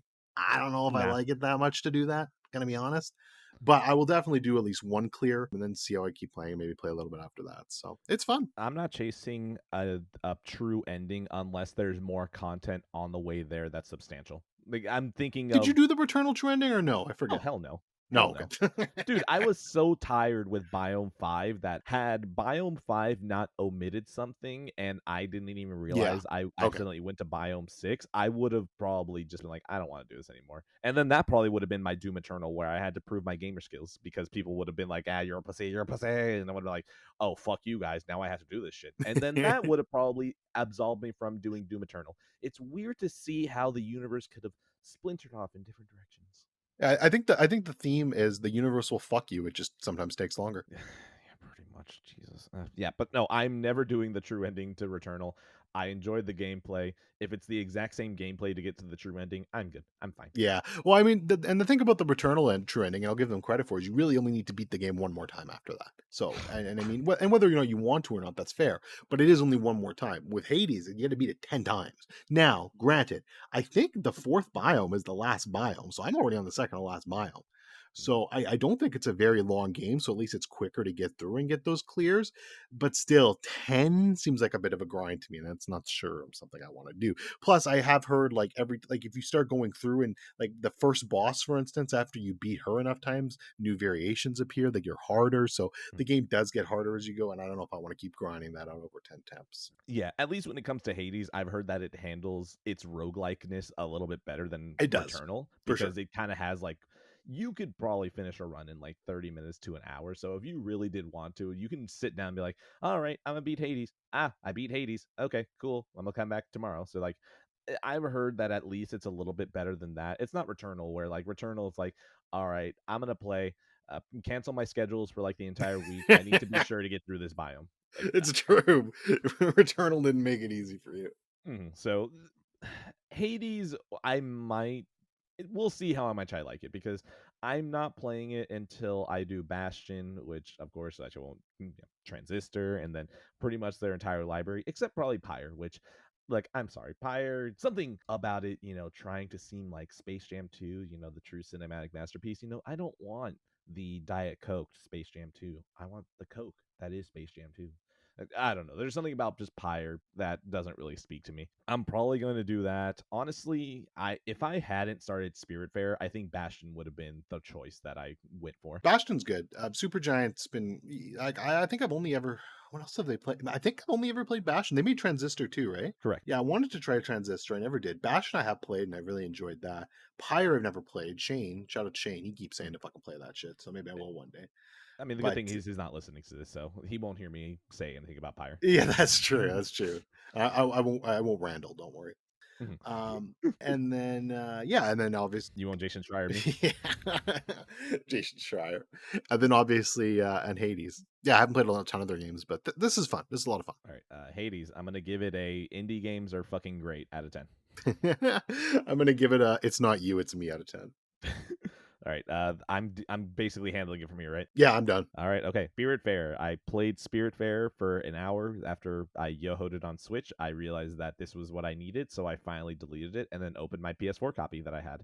Spiritfarer is shockingly hitting the right tone that I needed. Of course, the green men have destroyed me. They've ruined me. My hands don't really handle the way that they used to anymore because both Green Man from Mars and Green Man from a spacer colony have just pushed me to my brink where I don't think I need something that's going to push me gameplay wise. Enter Spiritfarer. Spiritfarer is just this little quiet, charming video game where it feels like it's supposed to be a develop simulator, I guess, and you're supposed to help these animals cross over into their death. Like you're just making people in their final moments of life comfortable before they fucking die. And I think I could use that right now. I like the idea that this is just going to be a chill experience. Nothing about it feels stressful. Like I'm pretty sure even the management parts, like it's going to be fine. It's going to be like, hey, look, there's a deer spirit here. Do you want to hand him an apple? Does he like apples? I don't know. Hand him a pineapple. Pineapples fucking love deer. So here, pineapple. Here you are. You're gonna get eaten by the deer. We're all happy now. Like it just feels like so chill that I think I'm probably gonna stick with it. I already went and installed it on my PS5. I already installed it on the other two PS4s. So wherever I am, wherever I feel like I'm comfortable playing it, I'll be able to play it. So this might be something that I put on while I'm in bed, just because my wife misses me whenever I go into the theater room. Which, to be fair, so for the fourth Evangelion rebuild, that one dropped. It was supposed to drop at midnight Thursday, right? Well, midnight Thursday going into Friday. The problem is that like they dropped it at 11 p.m. Thursday, and I looked at my wife. I was like, "Oh my god, this is actually."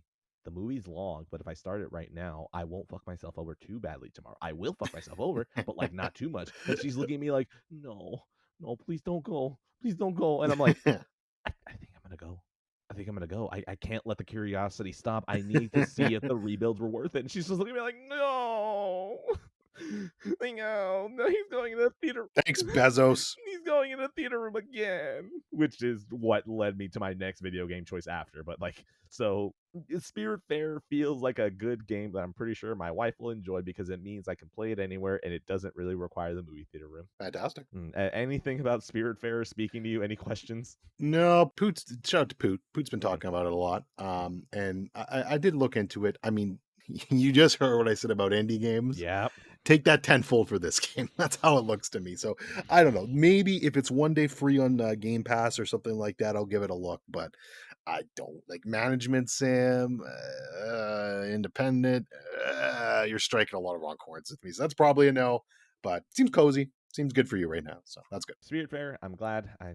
It's what? Okay, let's just go into score so we can wrap this up. Spiritfarer, I'm going to give it a. This is all probably really sad, but like it's also really chill about it. Out of 10. And I'm gonna give it the second. It's not you. It's me out of 10. All right. So after this is where we can get your just. Ooh, I can get your anger. I finally started A Way Out, and this was in reaction. Ugh. Joseph Fares joint, you know.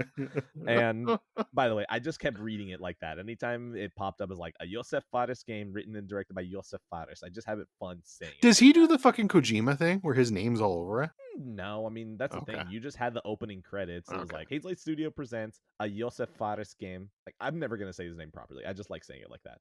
But it does end with apparently him having written and directed this. And yeah, you can definitely tell he's not a native English speaker. And honestly, considering that you like Life is Strange, you'd probably find this charming too. Like it's so this is another thing of the Americans exporting something and a foreigner going, ah, yes, I understand this. Now I will send it back. Like, Joseph Fares was sent a copy of the Shawshank Redemption and was like, oh, wow, this is what American prisons are like. I'm going to make a video game about this. Like, it's so Shawshank Redemption. Like, even the warden is just a rip of Shawshank Redemption.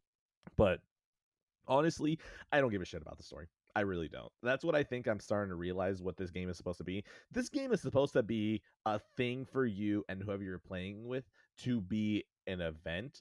And I'm not going to lie. So, of course, this was a reaction to me watching Evangelion 4, where I just kind of realized, yeah, I kind of need to be around my wife, but do I want to watch Mad Men? No. Do we want to play Overcooked? Like, I bought the PS5 copy for Overcooked 1 and 2 on PS5. Am I going to go buy a second PS5 controller? No. Am I going to finally finish up the last few missions that we have in Overcooked on PS4? No. Fuck it, a way out. And I went and I grabbed her controller that I bought for her like 3 or 4 years ago. Like, it was the mint green, no, the forest alpine green, whatever. It was a green PS4 controller. It was very pretty, and I was like, she's gonna like this. So I got her that.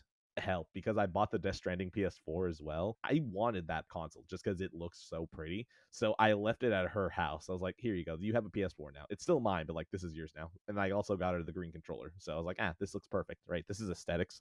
So pretty much a way out. We're like an hour, no, not even an hour in. We're like 30 minutes. And this game just really feels like it's going to be stupid shit that we'll be referencing for years to come. Like, at some point, my character is about to get stabbed by someone, and she doesn't understand what the right stick is. So I'm like, God, I'm about to get stabbed. Oh my God, I'm tapping square. Can you come save me? And she's just like, where am I going? And I'm like, God, oh my God, I'm about to get stabbed. And she's like, oh, okay. And then the funny thing is that since it's in split screen, you can see their screen, but you can also still see your screen. So it's Right. hilarious that in the camera angle that I have where the person's about to stab me, I see her character wander in and she's like bumping into him. And she's like, what do I do? I'm like, God, it says to press square. And so she's like, you see on my screen a very dramatic angle of my character about to get stabbed, and you just see her character kind of like humping the other character. I'm like, no, oh my God, please. So, like, what was it? I think there's another spot too where we have to, like, she has to sneak people around to different directions so I can move around. And I'm not gonna lie, seeing my character just kind of like jankly move around in circles while she's trying to help me was funny. And the funny part is that earlier in the game, there is a section of QuickTime events where she failed for once, right? Like, she missed one button and it restarted us to do the entire sequence. She's like, no. And so I'm over here fucking around and moving in circles. She's like, no, please. Oh my God, Edwin, stop, stop. Oh my God, please, please. I can't fail and do this again. And I was like, okay, fine, I'll stop. So, like, I don't really know what's going on at all. I think these two characters are I don't know. The story is me and my wife. That's what it is to me. A Way Out isn't really about the game itself. It's about you being with another person and bonding with stupid events. Fun. You just how much are you So paying? okay, let me Go, give do everyone a it. background here. Go for it. Just sure, I hate Joseph Fares. I don't like Joseph that guy. Fares. Joseph Fares. I do not like the guy. I think he's arrogant. I don't know why. I mean I do know why. I don't like that he got on the middle of the video game awards and said fuck the Oscars. Fuck the Look, I Oscars, though. hate the Oscars. I don't like the Oscars. I think they're garbage. I agree with them. Fuck the Oscars. But don't do something like that at a live event to make yourself get attention to try shit on another fucking industry to make yours look better. I think it's bush league and I hate it. I hate it. So ever since that moment, I have not liked that man. I have no interest in ever playing that game. I have no interest in playing It Takes Two or any of his shit. And the Just issue I wait. have too is I don't like co-op games to begin with. So you take that into the mix, the fact that he only makes co-op games, I have zero interest. You could still play Brothers, though. I know Brothers is a single player game. The problem is he made it. Well, you want to know something? Brothers is one of the games that if you played Brothers on anything other than a controller, it would actually lose its impact. That's cool. I mean, the only way I'm going to play Brothers at this point is going to be on some stupid Discord bet. So you start thinking of one. If you can come up with something, then we'll do it. But that's literally the only way I'm going to play that game because I can't stand the man. You see, now here's the thing. I love him because I just look, the video game industry is just so ridiculously secretive. Like, if you're in the movie industry, they'll be like, yeah, we have a movie. It's coming out in like 2 to 3 years, and it just always hits. Like, that's it. Like, that's how it always is. Video games are like, Yeah, there were rumors of this video game, and we have no idea whatever happened to it. And so anytime that what is it? The video game's like, well, here's this video game, here's one trailer, and then we're going to tell you nothing else. All right. I guess you know the publisher. That's it. The video game industry is just so secretive that the fact that we have one person who I can be like, oh, that's a person. I'm always glad for that. And to be fair, honestly, fuck the Oscars. Also, I love that Jeff Keighley was just so uncomfortable. Like that It's the was best part just of it. so It that's reminds so it, fun. it reminds me of the fucking Kanye West and Mike Myers. George Bush hates black people, and just the Oh, look of horror on Mike Myers' and face. then I think they cut over to Chris Tucker, and Chris Tucker's like, "Ow, Yeah, oh." I love that. That's what it reminded me of. So I mean, that was the best part of it. But Joseph Fares obviously just feels like a fun drunk too. So I was like, I like this guy.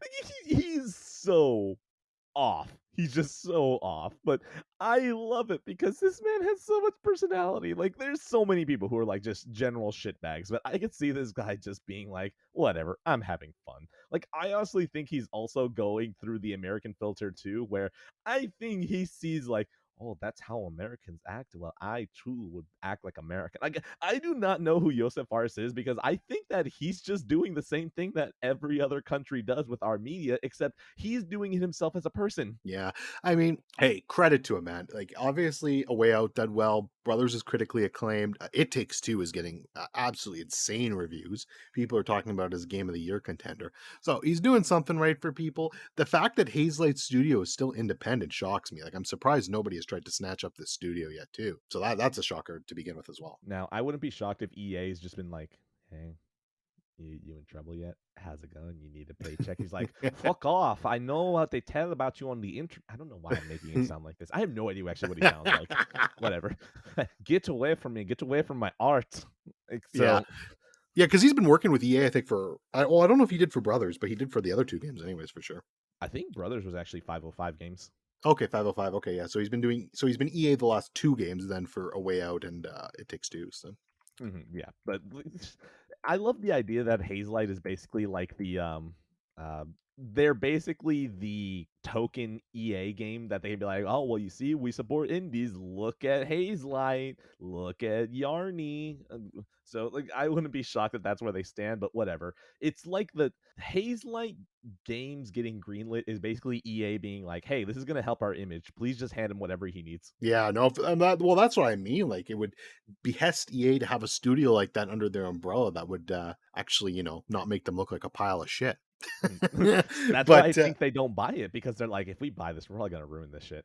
I mean, they didn't ruin Respawn yet, so Yeah, but that's because okay, the reason why I think Respawn hasn't been ruined is because I think the fact okay, so we can draw the lineage from Respawn back to Infinity Ward, back to the team that was making Medal of Honor. Like this right, I hear core what you're group has saying. been moving this entire time. Yeah, So I wouldn't be shocked if the entire reason that they went with EA was like, we understand who you fuckers are. We yeah. have your number. We can leave again, and I wouldn't be shocked if the producers at Respawn are the only people who can look any EA corporate in the eye and be like, fuck you. We've done this shit before. We know how you handle it. But stay out of this, all right? This is not going to happen the way you want it. Like, the moment that made me realize that Respawn is going to be the one that probably turns EA around was whenever they got Apex Legends to Shadow Drop. Like, the fact that they got that done because EA is the most, well, the chart show company ever.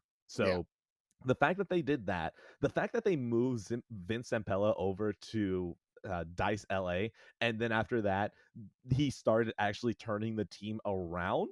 It just feels like Respawn is going to cure EA from the inside out. Like, That would if be they just nice. keep trying to split these people out, they're like, well, if we just keep splitting them out from Respawn, eventually we'll get into Respawn. But what ends up happening is that they're just accidentally spreading Respawn influence more into EA. Yeah, I mean, can you send somebody from Respawn over to BioWare, please?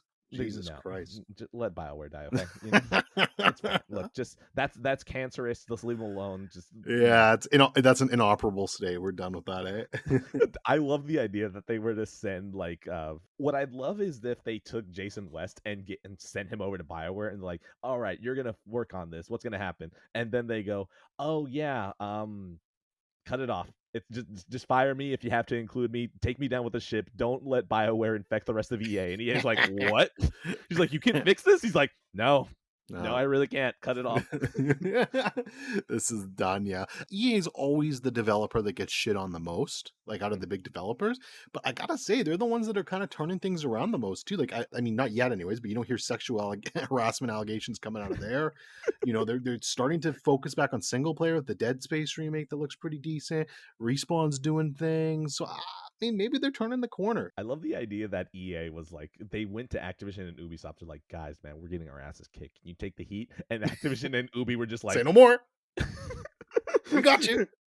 Hey, lieutenants, can you just start fucking the women in the office? Like, yo, we got you. Oh my Wait, god. you told us to do this. Yeah, we did. Get out. Grab your shit. Leave the office. You're fired. What a fucking mess, man. But yeah, no, so good on EA. As a small correction, I didn't realize this. I had forgotten. Jason West is working at Epic Games since 2009. Oh, I didn't know that. Okay.